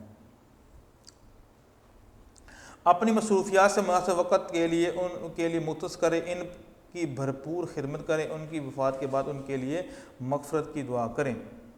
تو یہ بیٹا یہ کوشچن نمبر 4 یہاں تک کمپلیٹ ہوتا ہے۔ آگے آخری کوشچن ہے والدین کے حقوق کے بارے میں سورہ بنی اسرائیل میں کیا ارشاد ہوا ہے؟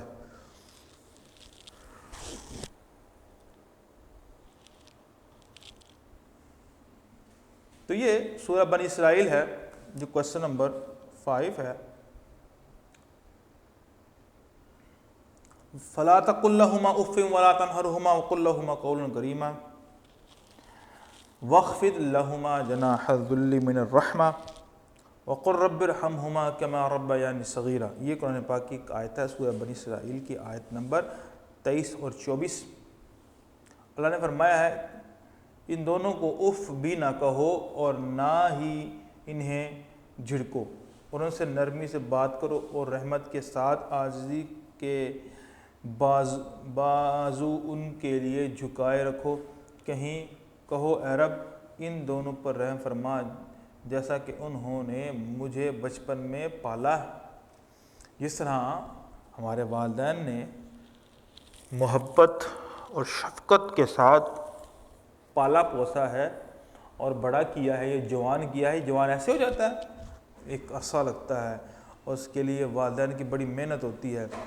وہ بڑی آپ دیکھیں جو والد ہوتا ہے وہ کس طرح محنت اور مشقت کر کے چند پیسے اپنے گھر کے اندر لاتا ہے تاکہ اس کے بیوی کھا سکے اور کھانا جو ہے وہ بچے کھا سکیں, ان کی تعلیم و تربیت کا خیال رکھتا ہے.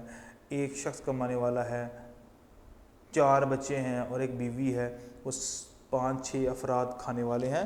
تو یہ جب اتنا کچھ تمہارے والدین نے تمہارے لیے کیا ہے, پھر اب تمہارا حق بنتا ہے کہ جب وہ بوڑھے ہو جائیں تو ان کے لیے دعا کیا کرو کہ رب ارحمہما کما ربیانی صغیرا, اے ہمارے رب ان پر رحم فرما جس طرح انہوں نے ہمارے اس وقت جب ہم چھوٹے تھے, جب ہمیں چلنا نہیں آتا تھا, جب ہمیں بولنا نہیں آتا, ہماری بول کو بھی سنا, ہمیں چلنا نہیں آتا تھا, ہمیں اٹھا لیا کرتے تھے, بڑا کچھ کیا کرتے تھے. تو یہ سارا کا سارا ذہن میں رکھ کر اپنے والدین کے لیے دعائیں مغفرت کرنا ہے. تو یہ بیٹا ہمارا آئلی زندگی کا یہ چیپٹر کمپلیٹ ہوا ہے. آگے ہم پڑھتے ہیں, آگے بھی 5 کوشچن ہیں.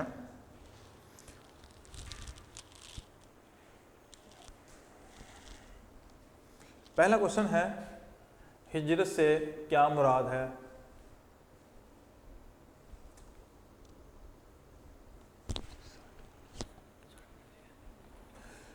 ہجرت سے کیا مراد ہے؟ سورہ نساء میں ہجرت کے بارے میں کیا حکم آیا ہے؟ دوسرا کوشچن ہے ہجرت کرنے والوں کو سورہ نحل میں کیا بشارتیں دی گئی ہیں؟ تیسرا کوشچن ہے جہاد سے کیا مراد ہے, اس کی مختلف اقسام تفصیل سے بیان کریں. 4 کوشچن ہے جہاد اکبر کو کسے کہا گیا ہے, تفصیل میں بتائیے. جہاد کے فضائل بیان کیجیے. یہ 5 کوشچن ہیں, ٹھیک ہے. یہ جو لانگ کوشچن ہے نا, لانگ کوشچن, یہ آپ کو میں بار بار بتا رہا ہوں. یہ جو تعلیمات اسلام کا موضوعات مطالعہ کا یہ چیپٹر نمبر 3 کا ہے, ٹھیک ہے. یہ جزء ثالث چیپٹر نمبر 3 موضوعات مطالعہ, تو اس کا یہ ہے لانگ کوشچن ہے. تو ہم پڑھتے ہیں جہاد کے بارے میں پڑھتے ہیں جو کہ ہمارا فرسٹ کوشچن ہے کہ ہجرت سے کیا مراد ہے, سورہ نساء میں ہجرت کے بارے میں کیا حکم ہے. پھر ہم پڑھتے ہیں ہجرت کے بارے میں.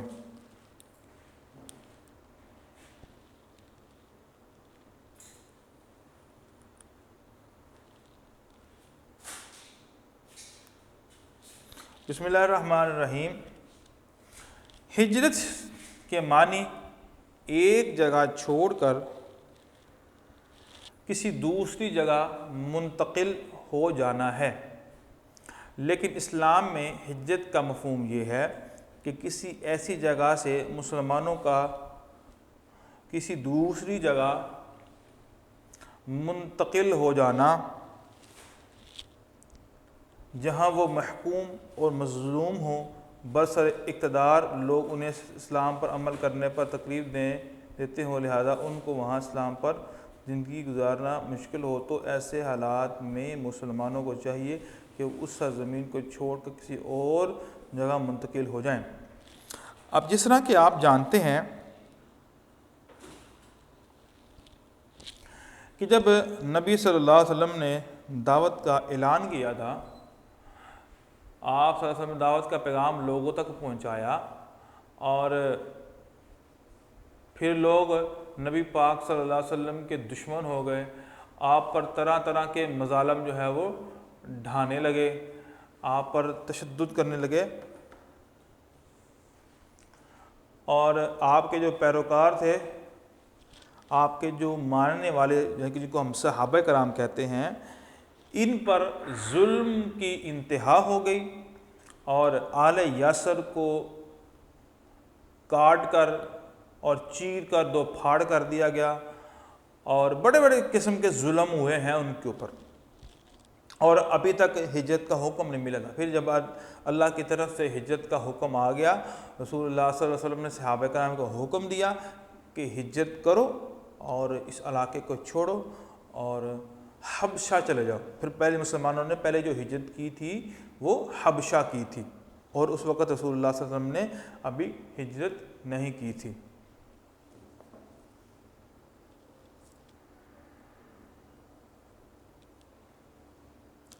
لہذا ان کو وہاں اسلام پر زندگی گزارنا مشکل ہو تو ایسے حالات میں مسلمانوں کو چاہیے کہ وہ سرزمین کو چھوڑ کر کسی اور جگہ منتقل ہو جائے۔ البتہ اگر ان کے پاس ہجرت کے وسائل نہ ہوں یا کسی اور مجبوری کی وجہ سے ہجرت نہ کر سکتے ہوں تو اس بات کا امکان ہے کہ اللہ تعالیٰ انہیں معاف فرما دے۔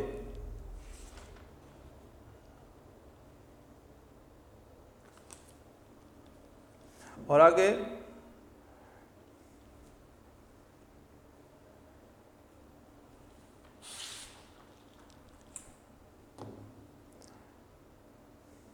چنانچہ ارشاد ہے، ان الذین توفاہم الملائکۃ ظالمی انفسہم قالوا فیما کنتم قالوا کنا مستضعفین فی الارض قالوا الم تکن ارض اللہ واسعہ فتہاجروا فیہا اولئک مأواہم جہنم وساءت مصیرا الا المستضعفین من الرجال والنساء والولدان لا یستطیعون حیلۃ ولا یہتدون السبیل اولئک عسى اللہ ان یعفو عنہم وکان اللہ غفورا رحیما ومن یہاجر فی سبیل اللہ یجد فی الارض مراغما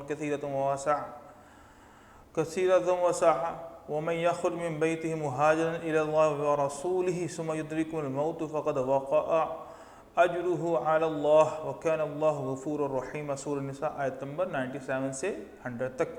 ترجمہ اس کا کیا ہے؟ جو لوگ اپنی جانوں پر ظلم کرتے ہیں، جب فرشتے ان کی جان قبض کرنے لگتے ہیں تو ان سے پوچھتے ہیں کہ تم کس حال میں تھے؟ وہ کہتے ہیں ہم ملک میں عاجز و ناتواں تھے، یعنی کہ شہر میں ہم تو بڑے کمزور تھے، ہم کس طرح بھاگ سکتے تھے، ہم وہاں سے بالکل نہیں بھاگ سکتے تھے۔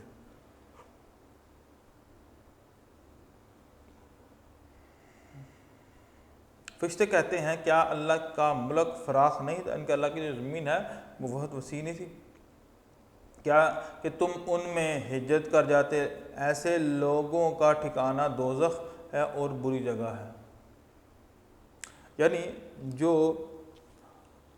ایک اچھی جگہ ہونے کے باوجود بھی ان جگہوں پر رہتے ہیں جن جگہوں پر مسلمانوں پر ظلم ہوتے ہیں اور ان کی جو معاملات ہیں عبادت والے اس کو خراب کرتے ہیں،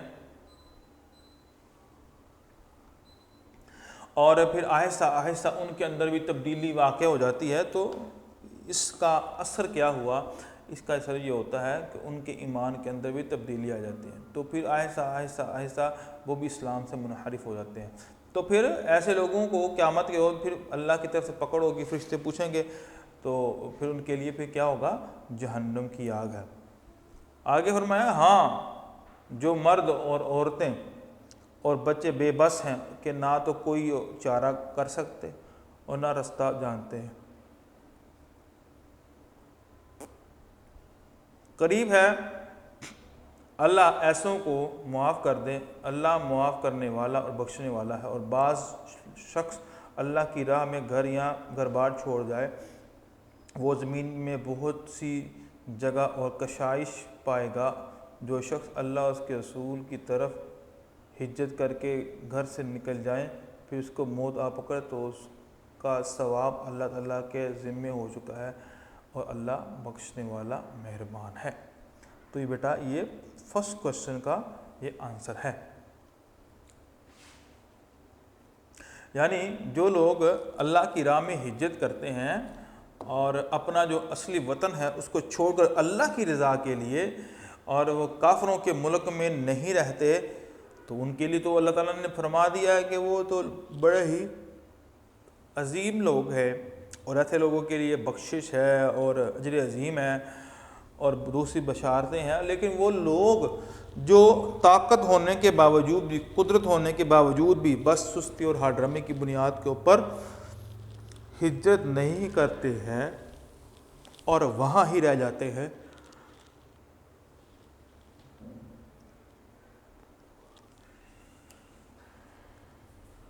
تو ایسے لوگوں کے لیے اللہ کی طرف سے بڑی سخت وعید ہے۔ آگے کوشچن ہے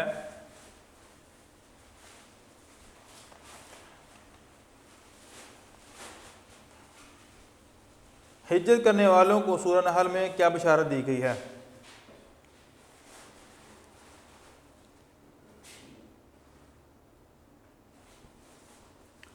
سورہ نحل کی یہ آیتیں ہیں، ٹھیک ہے، ایک یہ آیت ہے اور ایک یہ آیت ہے، اس کا ترجمہ ہم پڑھتے ہیں۔ جن لوگوں نے ظلم سہنے کے بعد اللہ کے لیے وطن چھوڑا، ہم ان کو دنیا میں اچھا ٹھکانہ دیں گے اور آخرت کا اجر ثواب تو بہت بڑا ہے، کاش وہ اسے جانتے۔ یعنی وہ لوگ جو صبر کرتے ہیں اور اپنے پروردگار پر بھروسہ کرتے ہیں۔ اسی طرح ہجرت کرنے والے اللہ تبارک و تعالیٰ کی رحمت کے حقدار بھی ہیں، بھی قرار پائے، ارشاد ربانی ہے۔ یعنی پھر جن لوگوں نے بلائیں اٹھانے کے بعد ترک وطن کیا، پھر جہاد کیا اور ثابت قدم رہے، بے شک تمہارا پروردگار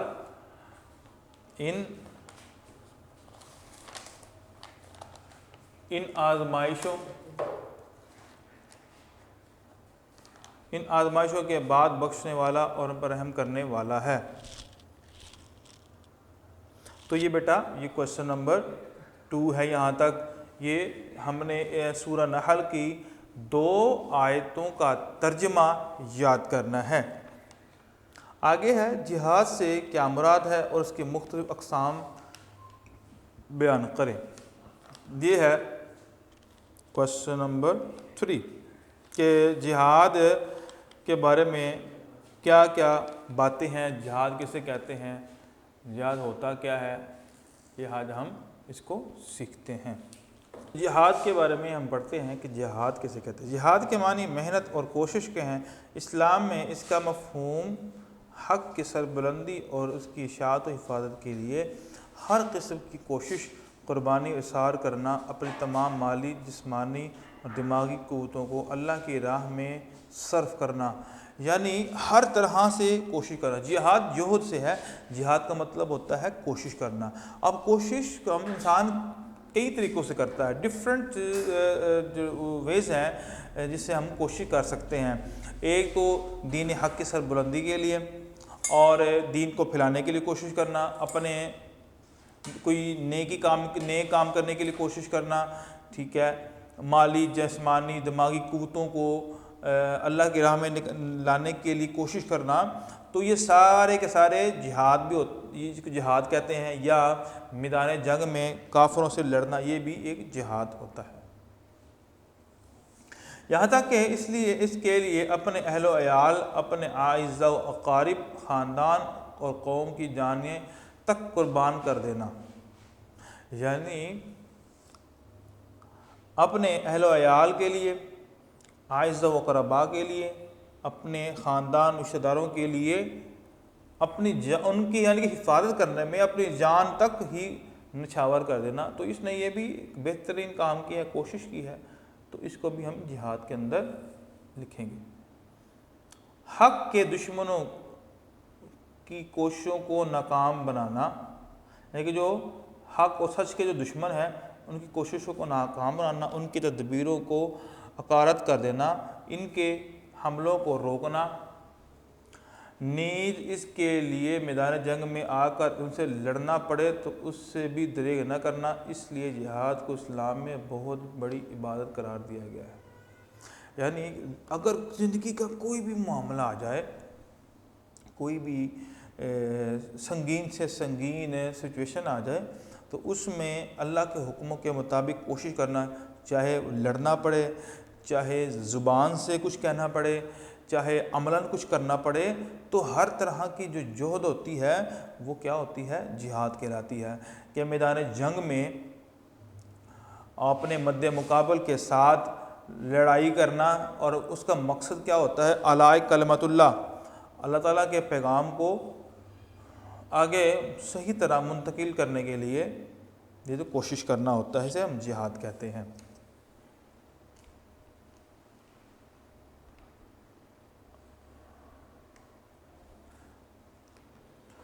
جہاد ایک منظم کوشش کا نام ہے، اور اسلام میں اس کے واضح اصول و ضوابط ہیں۔ بغیر کسی نظم اور امیر کے کوئی شخص یا گروہ اپنی مرضی سے مسلح جدوجہد شروع کر دے تو اسے جہاد قرار نہیں دیا جا سکتا۔ جہاد کے لیے ضروری ہے کہ اسلامی ریاست کی طرف سے باقاعدہ اس کا حکم دیا گیا ہو، یعنی کہ ایک پورے طریقے کے تحت اور پورے ایک سیٹ اپ کے ساتھ اور پورے ایک انداز کے ساتھ کیا ہو، پورے ایک ترتیب کے ساتھ مد مقابل دشمن کے لیے اسلحے سے لیس ہو کر اور ایک قیادت کے انڈر جب انسان کوشش کرتا ہے تو اس کو جہاد کہتے ہیں۔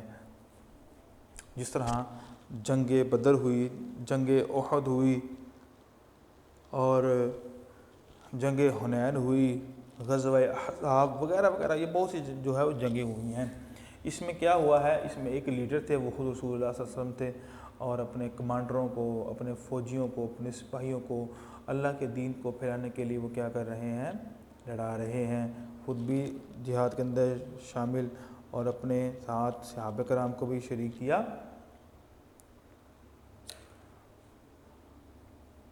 علماء مجتہدین کے اداروں نے حالات و اسباب کا بے لاگ جائزہ لے کر ان کے امکان و ضرورت کا فیصلہ دیا ہے۔ اس کا مقصد مظلوم مسلمانوں کی مدد کرنا، اشاعت اسلام کے راستے کی رکاوٹوں اور فتنوں کو دور کرنا اور رضا الہی کا حصول ہے۔ تو اس جہاد کا جو مقصد ہے وہ یا تو اپنے مسلمان جو مظلوم ہیں ان کی مدد کرنا، جس طرح کشمیر کے اندر ہے، فلسطین کے اندر ہے، اور دوسرے ممالک شام وغیرہ اور لیبیا وغیرہ، جتنے ممالک میں مسلمانوں کے ساتھ ظلم ہو رہا ہے، تو بلکہ اللہ تعالیٰ نے قرآن مجید میں یہ بات بڑی واضح فرمائی ہے، تم کیوں نہیں نکلے تھے اپنے مسلمان بھائیوں کی مدد کے لیے، ان کی خیرخواہی کے لیے۔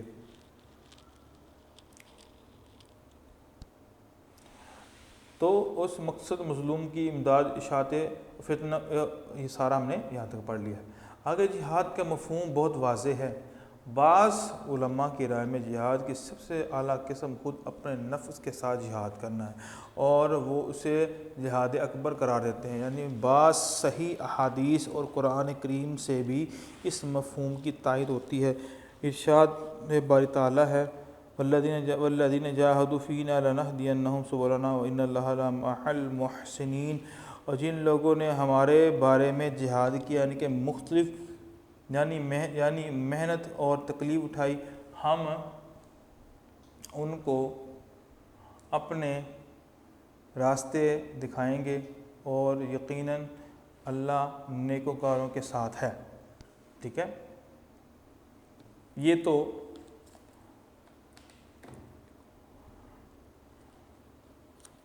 جہاد ہو گیا، جہاد بن نفس، اپنی ذات کے ساتھ جہاد۔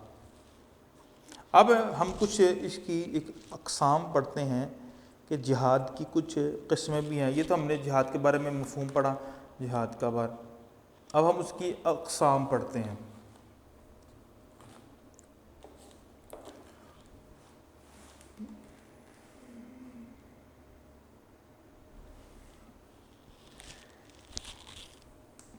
پہلا ہے جہاد بالعلم، علم کے ذریعے جہاد کرنا۔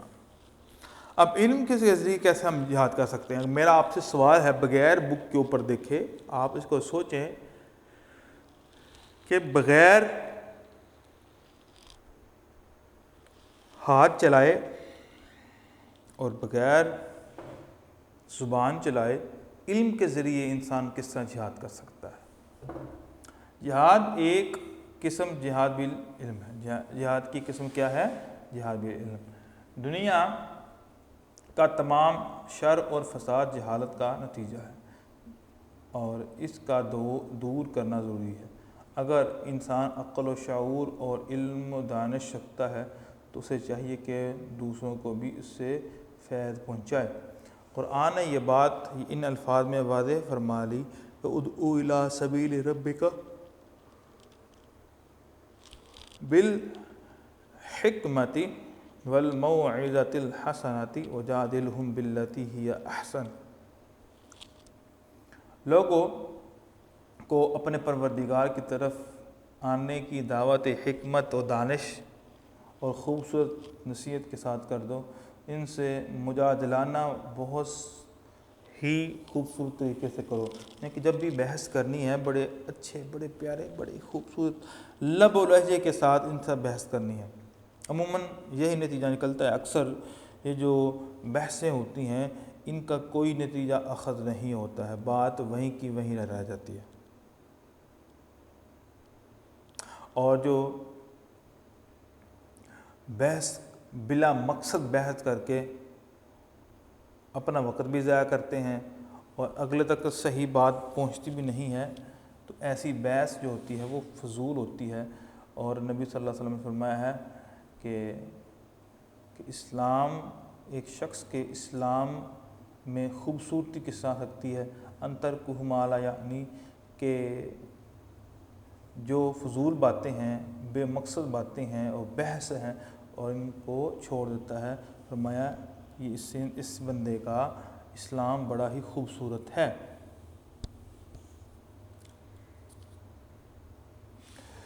اسی طرح علمی انداز میں دین کی دعوت و تبلیغ بھی جہاد کی ایک قسم اور نتائج و افادیت کے لحاظ سے اس کو بہت اہمیت حاصل ہے۔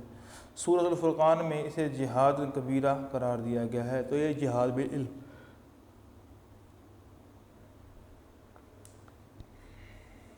اگر آپ کو ایگزام میں کوشچن آئے کہ جہاد کی قسمیں کتنی ہیں اور ہر ایک قسم بالتفصیل لکھیں، تو آپ اس کو بھی یہ کر سکتے ہیں۔ اگر آپ کو کوشچن آئے کہ جہاد کی کتنی قسمیں ہیں، اگر آپ کو یہ کوشچن آتا ہے جہاد کی کتنی قسمیں ہیں، تو آپ بس قسموں کے نام لکھو گے، اس کی وضاحت نہیں کرو گے۔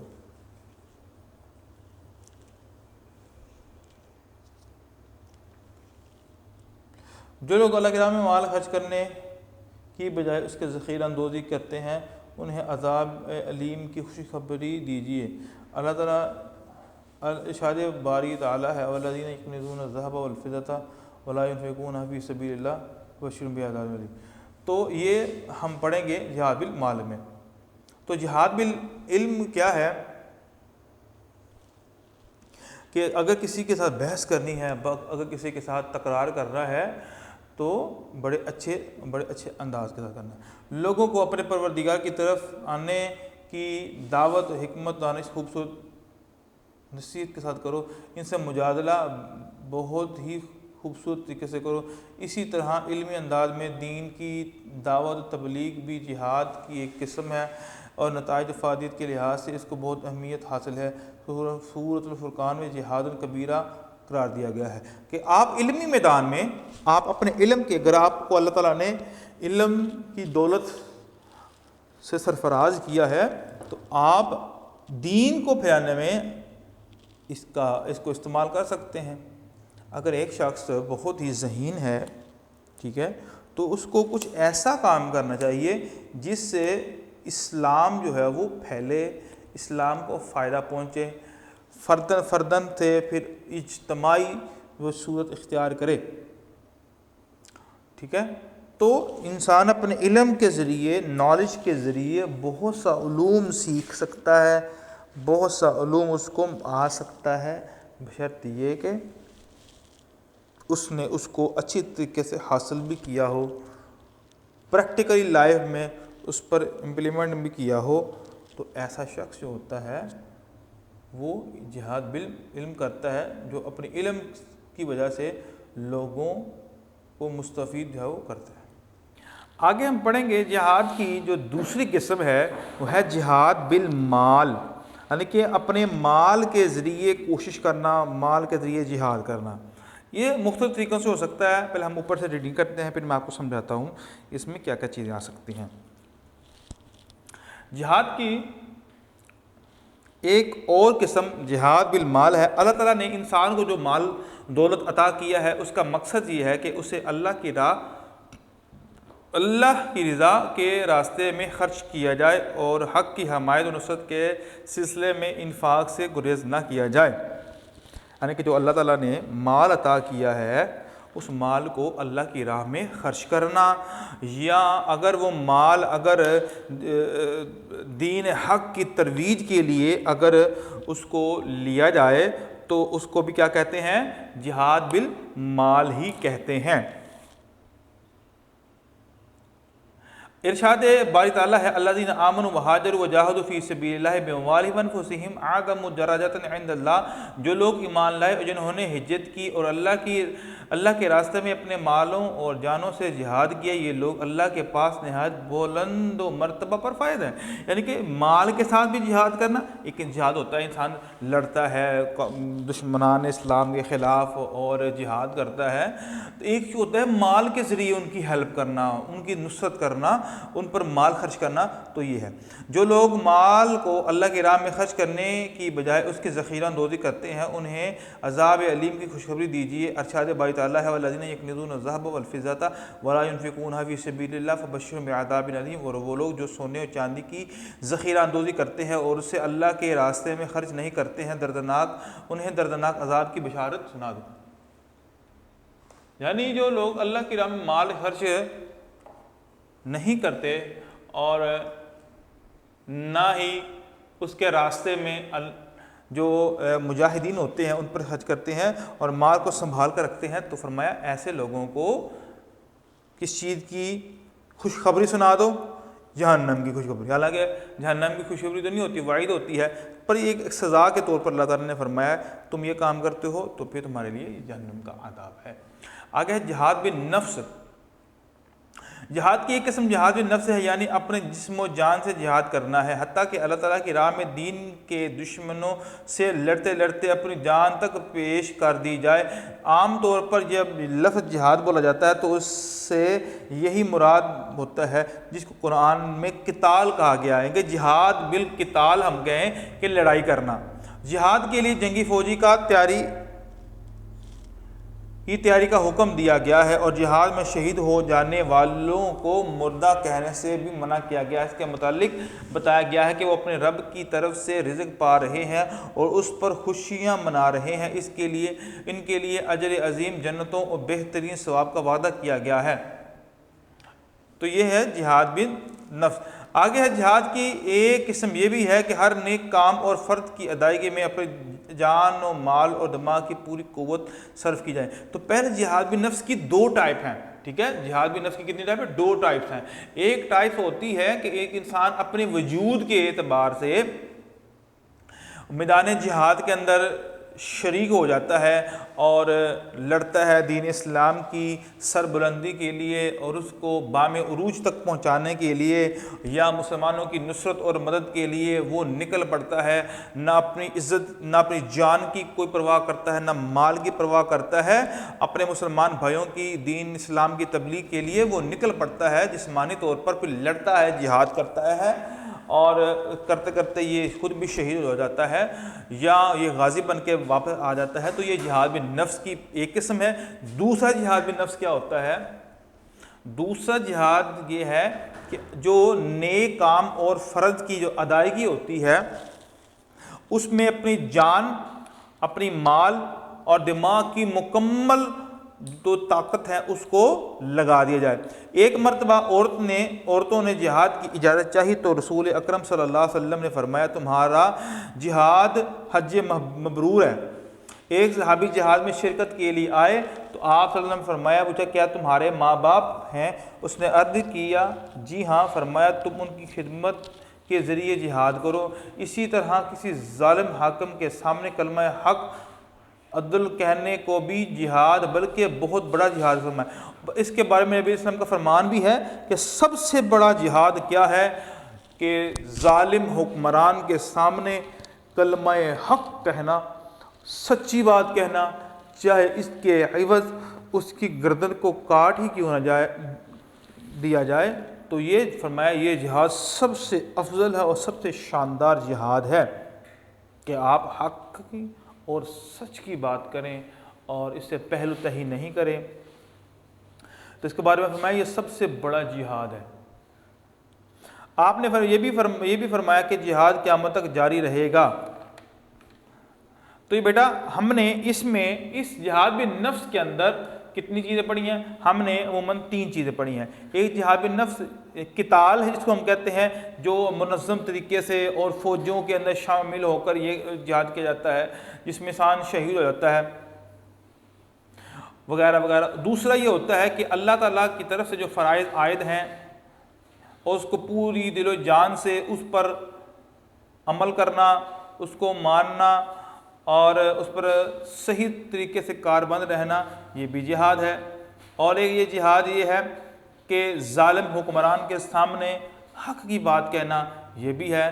اپنے نفس کے خلاف جہاد کرنا، یہ بھی جہاد بن نفس ہے۔ تو یہ تقریباً 3 یا 4 قسمیں ہیں جہاد بن نفس کی، اور جو ظاہری سی بات ہے سب سے افضل یہی ہے کہ انسان اپنے وجود کو کٹوا لے، اپنے جسم کے خون کو بہا دے اور ہر طرح سے دین اسلام کی آبیاری کے لیے وہ اپنے جسم کے لہو سے اس کی پرورش کرے، تو یہ سب سے اعلیٰ جہاد ہے۔ اس سے بڑا جہاد کوئی ہو ہی نہیں سکتا ہے۔ پھر اس کے بعد یہ درجے ہیں، یعنی کہ یہ جو ہم نے اوپر اقسام پڑھی ہیں، جہاد بالعلم، جہاد بالمال، یہ تو بعد میں آتے ہیں۔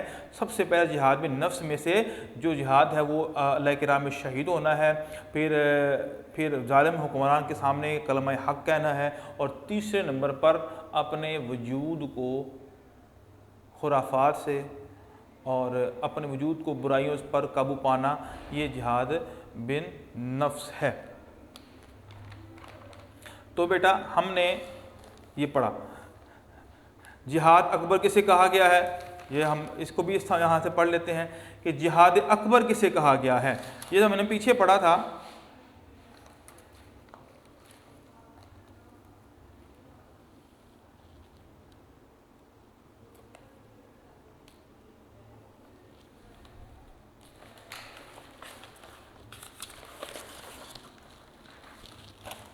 یہ یہاں پر غور کریں، جہاد اکبر قرار دیتے ہیں کس کو؟ بعض علماء یہاں سے جہاد کا مفہوم بہت واضح ہے۔ بعض علماء کی رائے میں جہاد کا سب سے اعلیٰ جو قسم خود اپنے نفس کے ساتھ جہاد کرنا، وہ سے جہاد اکبر قرار دیتے ہیں۔ تو یہ کوشچن نمبر 4 کا یہ آنسر ہے۔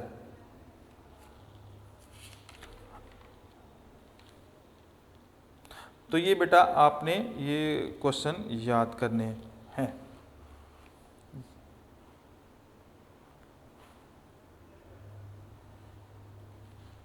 آگے ہم پڑھتے ہیں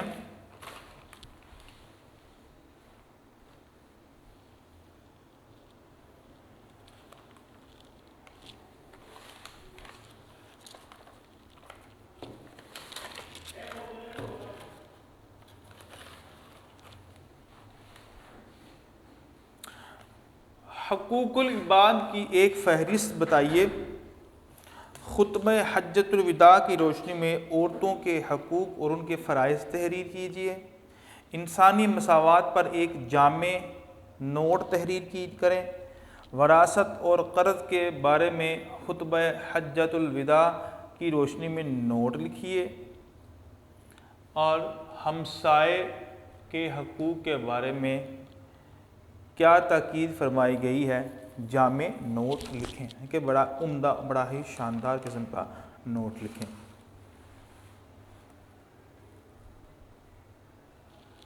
سب سے پہلے ہم پڑھتے ہیں حقوق العباد کی ایک فہرست، کہ بندوں کے حقوق جو ہیں وہ کون کون سے ہیں، کون کون سے بندے ہیں جن کے حقوق ہم پڑھ سکتے ہیں۔ حقوق العباد، انسانی رشتوں اور تعلقات سے متعلق حضور صلی اللہ علیہ وسلم کی سیرت اور ارشادات۔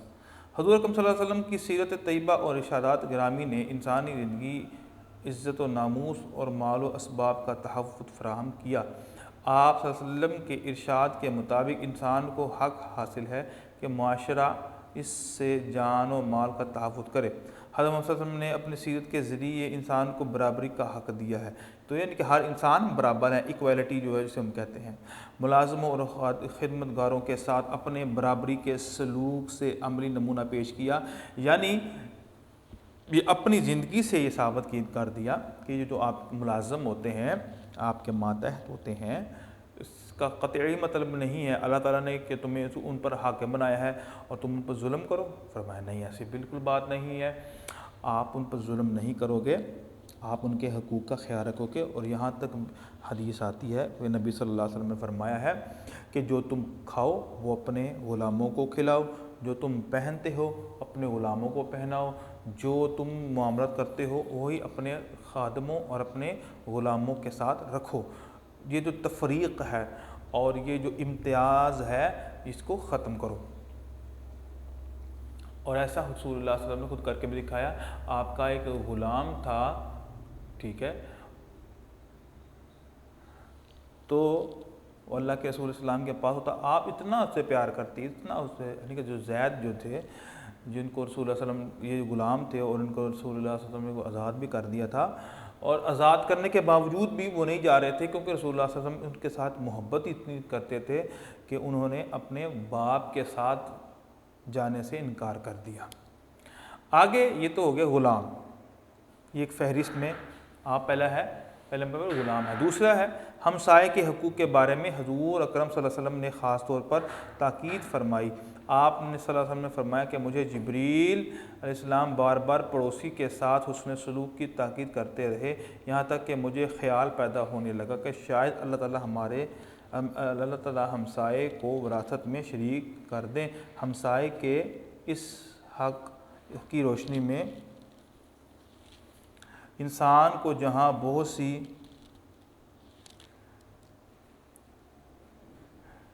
ذمہ داریاں سونپی گئیں، وہاں اسے بہت سے حقوق بھی حاصل ہوئے، کیونکہ ہر فرد کسی نہ کسی کا ہمسایہ ہوتا ہے۔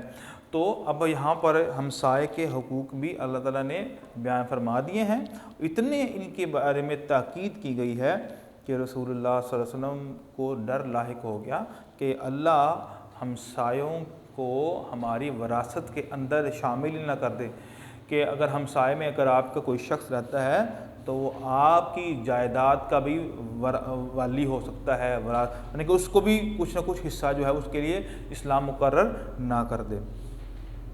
اور اگر ہم اپنے گریبان میں جھانکیں اور دیکھیں کہ ہمارے جو تعلقات اپنے ہمسائے کے ساتھ کس طرح کے ہیں، وہ ہم خوب طریقے سے اس کو جانتے ہیں۔ تو دوسرے نمبر پر کیا ہے؟ ہمسایہ، یہ دوسرا، یہ پہلا ہے۔ یہ فہرست آپ لوگوں نے یہ تیار کرنی ہے، اسی طریقے سے آپ نے اس کو سمجھنا ہے۔ آگے ہے ماں باپ کی حیثیت سے انسان کو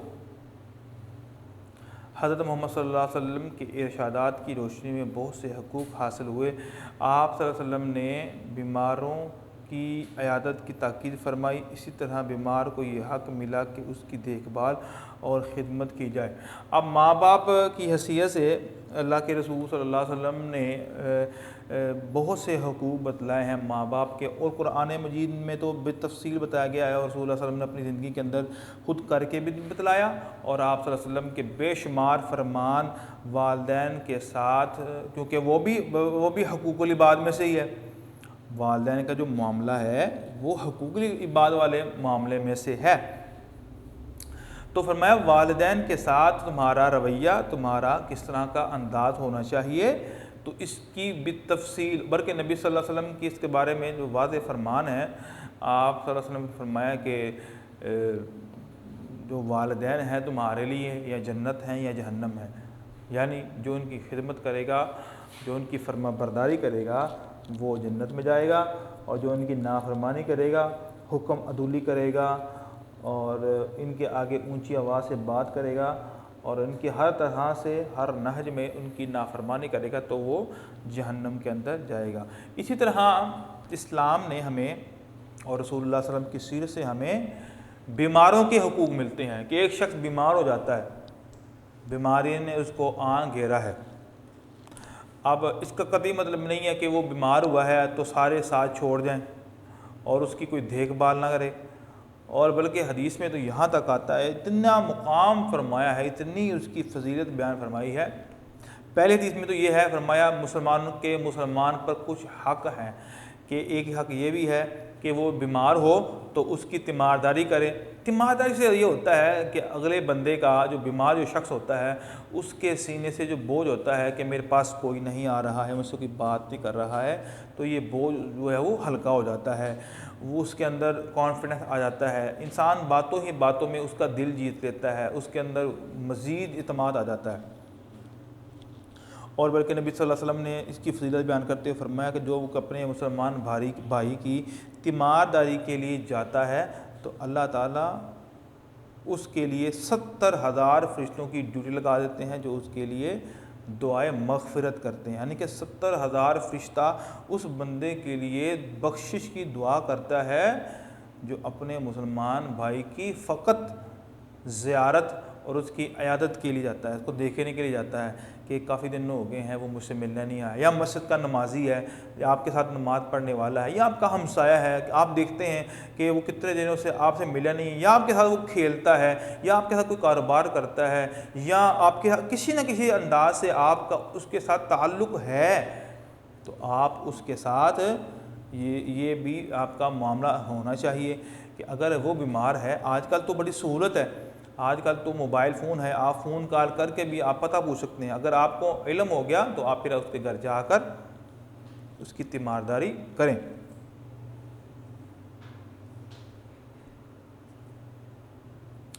تو یہ آگے پھر یہ بیماروں کے بارے میں ہم نے پڑھا، آگے ہے تو یہ ماں باپ اور بیماروں۔ آگے حضور صلی اللہ علیہ وسلم نے اپنے عمل سے عورتوں کے احترام کا حق دیا، یعنی رسول اللہ صلی اللہ علیہ وسلم نے خود بھی عورتوں کو ان کا حق دیا اس معاشرے میں جس معاشرے میں عورتوں کو جوتی کی نوک پر رکھا جاتا تھا اور ان کو ان کے بالکل جو ہے وہ حقوق سے دستبردار کر دیا گیا تھا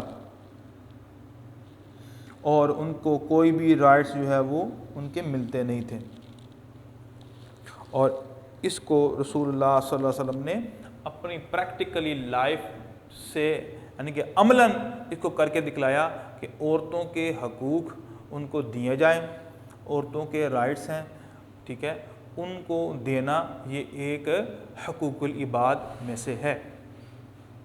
مزدور کو حق دیا، جو مزدور ہے جو آپ کے ماتحت کام کرتا ہے، اس کے بارے میں فرمایا کہ اس کا پسینہ خشک ہونے سے پہلے اس کی مزدوری اس کے ہاتھ میں تھما دو، کیونکہ یہ بھی حقوق العباد میں سے، اگر آپ نے اس کی مزدوری نہ دی، اس کا رائٹ نہ دیا تو یہ دنیا تو عارضی ہے، دنیا تو ختم ہونے والی ہے، ایک وقت آئے گا جب تمہیں تو پھر ضرور حق جو ہے وہ دینا پڑے گا، اس کے کوئی چارہ کار نہیں ہوگا، اس وقت پھر حق کیا دینا ہوگا، اس وقت پھر صرف ایک ہی چیز ہوگی، وہ انسان کی نیکیاں ہیں، جو حق لینے والا ہوگا اس کو نیکیاں جو ہے وہ ملتی جائیں گی، کہ اس کی مزدوری فوری طور پر ادا کی جانی چاہیے۔ آپ کی فرمودات سے یتیم کو یہ حق حاصل ہوا کہ اس سے حسن سلوک کیا جائے، اس کی ضروریات پوری کی جائیں، تو یہ یتیم کے ساتھ بھی سلوک اس طرح کو کہ اس معاشرے کے اندر یتیموں کے حق بالکل ختم ہو چکے ہوئے تھے، تو عورتوں کو بھی حق دیا، مزدوروں کو بھی حق دیا اور یتیموں کو بھی حق دیا۔ آگے ہے حضور صلی اللہ علیہ وسلم نے خود اپنے عمل سے جنگی قیدیوں کے ساتھ حسن سلوک کا مظاہرہ کیا، تو یہ سب سے بڑی بات ہے۔ یہ تو اپنوں کے ساتھ تو سب نرمی کرتے ہیں، لیکن رسول اللہ صلی اللہ علیہ وسلم نے ان لوگوں کے ساتھ بھی نرمی کی جو لوگ آپ کے خلاف میدان جہاد میں لڑنے کے لیے آئے تھے اور وہ قیدی بن گئے، اور رسول اللہ صلی اللہ علیہ وسلم نے ان کے ساتھ بھی بڑا ہی خوبصورت، بڑا ہی شاندار جو ہے وہ معاملہ کیا ہے۔ کیا فرمایا؟ آپ نے انسانوں کو اس کی خلوت عزلت کا حق دیا، ان میں مداخلت منع فرمائی، جو پرائیویسی سے ہم کہتے ہیں۔ آپ کی سیرت کا بغور مطالعہ کیا جائے تو ان انسانی حقوق کی ایک طویل فہرست مرتب ہو سکتی ہے، جن کا آپ صلی اللہ علیہ وسلم نے اپنے عمل سے اظہار کیا۔ یعنی کہ کوئی بھی معاشرے کا فرد جس کو ہم عبد کہتے ہیں، نبی علیہ السلام نے اپنی پریکٹیکلی لائف سے ان کو ان کا حق دیا ہے۔ عورت ہے، مزدور ہے، یتیم ہے، مسکین ہے، غلام ہے، مرد ہے یا عورت ہے، ٹھیک ہے، ہمسایہ ہے، دوست ہے، یار ہے یا دشمن ہے، تو تمام کے تمام لوگوں کو ان کے حق دیے ہیں۔ آگے ہمارا کوشچن ہے، خطبہ حجۃ الوداع کی روشنی میں عورتوں کے حقوق اور ان کے فرائض تحریر کریں۔ یہ نبی صلی اللہ علیہ وسلم کا جو خطبہ تھا، آپ علیہ السلام نے اس خطبہ کے اندر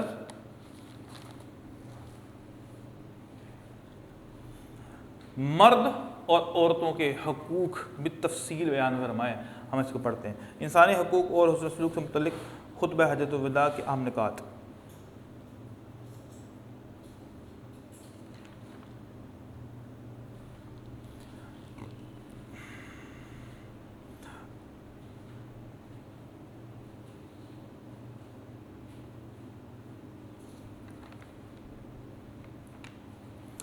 لوگوں، اللہ تعالیٰ کا ارشاد ہے کہ انسانوں، ہم نے تم سب کو ایک مرد اور ایک عورت سے پیدا کیا، تمہارے میں جماعتوں اور قبیلوں میں بانٹ دیا ہے، تم الگ الگ پہچان سکو۔ تم میں زیادہ عزت و کرامت والا اللہ کی نظر میں وہی ہے جو اللہ سے زیادہ ڈرنے والا ہے۔ چنانچہ اس آیت کی روشنی میں نہ کسی عربی کو اجمی پر فوقیت ہے، نہ کسی اجمی کو عربی پر کالا گورے سے افضل ہے، اور نہ گورا کالے سے۔ بزرگی اور فضیلت کا معیار صرف تقویٰ ہے۔ لوگوں، تمہارا رب ایک ہے، سارے انسان آدم اور کی اولاد ہیں، اور آدم کی حقیقت اس کے سوا کیا ہے کہ وہ مٹی سے بنائے گئے ہیں۔ اب فضیلت اور برتری کے سارے دعوے، خون مال کے سارے مطالبے اور سارے انتقام میرے پیروں تلے روندے جا چکے تھے۔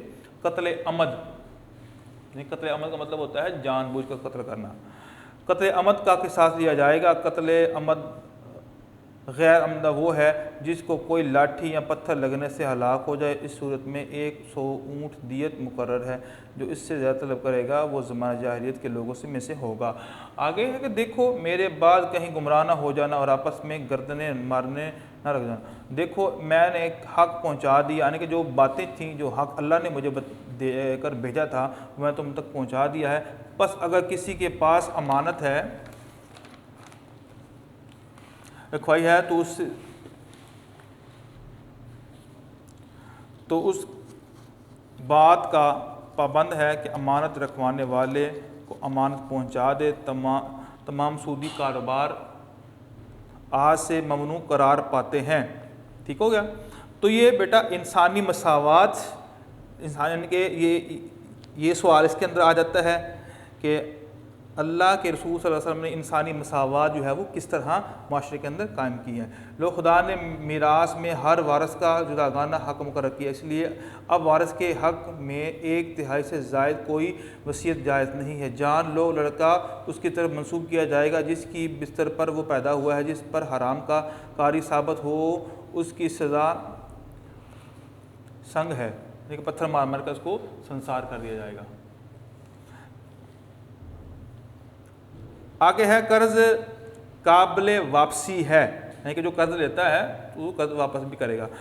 عاریتاً ہوئی چیز واپس کرنی چاہیے، جو ادھار لی ہے اس کو واپس کرنی چاہیے۔ تحفے کا بدلہ دینا چاہیے، اور جو کوئی کسی کا ضامن بنے تو اسے تاوان ادا کرنا چاہیے۔ دیکھو ایک مجرم اپنے جرم کا خود ہی ذمہ دار ہے۔ نہ باپ کسی کے بدلے بیٹے پکڑا جائے گا، اور نہ بیٹے کا بدلہ باپ سے لیا جائے گا۔ تمہاری بیویوں کا تم پر اور ان پر تمہارا حق ہے۔ بیویوں پر تمہارا حق اتنا ہے کہ تمہارے بستر کو غیر مرد سے آلودہ نہ کرے، اور ایسے لوگوں کو تمہاری اجازت کے بغیر تمہارے گھروں میں داخل نہ ہونے دے جنہیں تم ناپسند کرتے ہو۔ تو یہ حقوق ہیں عورتوں کے جو بیان فرمائے گئے ہیں۔ عورتوں کو کوئی معیوب کام نہ کرنا چاہیے، اور اگر ایسا کریں تو خدا نے تمہیں یہ اختیار دیا ہے کہ تم ان کی سرزنش کرو، ان سے بستر میں علیحدگی اختیار کرو، اور اگر وہ پھر باز نہ آئے انہیں ایسی مار مارو کہ نمودار نہ ہو۔ اگر وہ باز آ جائیں تم پر واجب ہے کہ انہیں اچھا کھلاؤ اور رواج کے مطابق اچھا پہناؤ۔ عورتوں کے معاملے میں فراخ دلی سے کام لو، کیونکہ در حقیقت وہ ایک طرح سے تمہاری پابند ہیں، ان کی کوئی املاک نہیں، اور تم سے انہیں خدا کی امانت کے طور پر قبول کیا ہے، ٹھیک ہے، اور تم اللہ کے حکم سے ہی ان کے وجود سے حصہ اٹھاتے ہو، یعنی کہ حصہ اٹھاتے ہو۔ سو خواتین کے معاملے میں اللہ سے ڈرتے رہو اور ان سے نیک سلوک کرو، اور کسی عورت کے لیے جائز نہیں ہے کہ وہ اپنے شوہر کا مال اور اس کی اجازت کے بغیر استعمال کرے۔ تو یہ تمام کے تمام کس کے حقوق ہیں؟ یہ عورتوں کے حقوق ہیں۔ یہ یہاں سے شروع ہوتا ہے اور یہاں تک کہ عورتوں کے حقوق آگے ہے۔ لوگوں میری بات سنو اور سمجھو، ہر مسلمان ایک دوسرے مسلمان کا بھائی ہے، کسی کے لیے یہ جائز نہیں ہے کہ وہ اپنے مسلمان بھائی سے کچھ لے سوائے اس کے جس سے اس کا بھائی برضا اور رغبت، یعنی کہ دھوکے اور فراڈ سے کوئی نہیں لے گا، اس کی اجازت سے ہی لے گا۔ آگے ہے اپنے نفس پر اور دوسروں پر زیادتی نہ کرو، اور ہاں تمہارے غلام ان کا خیال رکھو۔ غلاموں کے بارے میں رسول اللہ صلی اللہ علیہ وسلم نے آخری خطبہ میں بھی بیان فرمایا تھا، جو تم کھاؤ اس میں سے ان کو کھلاؤ۔ یہ نہیں ہے کہ اگر جو امیر ہیں ان کا کھانا اور ہے اور غریبوں کا کھانا اور ہے، جو خادم ہے ان کا کھانا اور ہے، مالک کا کھانا اور ہے، جو تم پہنو اسی سے ان کو پہناؤ۔ اگر وہ کوئی خطا کرے جسے تم معاف نہ کرنا چاہو تو اللہ کے بندو فروخت کر دو اور انہیں سزا نہ دو، یعنی کہ غلام اگر کوئی بھی غلط کام بھی کرے تو اسلام نے اس کو مارنے سے منع فرمایا ہے، کہ اگر تمہارا نہیں بس چل رہا، تمہاری بات نہیں مانتا تو تم آگے اس کو بیچ دو، اس کو آگے فروخت کر دو۔ تو یہ بیٹا یہ آگے کمپلیٹ ہو چکا ہوگا ہمارا۔ ویڈیو پسند آئی تو لائک کریں، اپنی رائے کمنٹ کریں، ایسے ہی مزید ویڈیوز کے لیے ہمارا چینل سبسکرائب کریں اور بیل کا آئیکن دبائیں تاکہ آپ کو ہر ویڈیو کا نوٹیفیکیشن ملتا رہے۔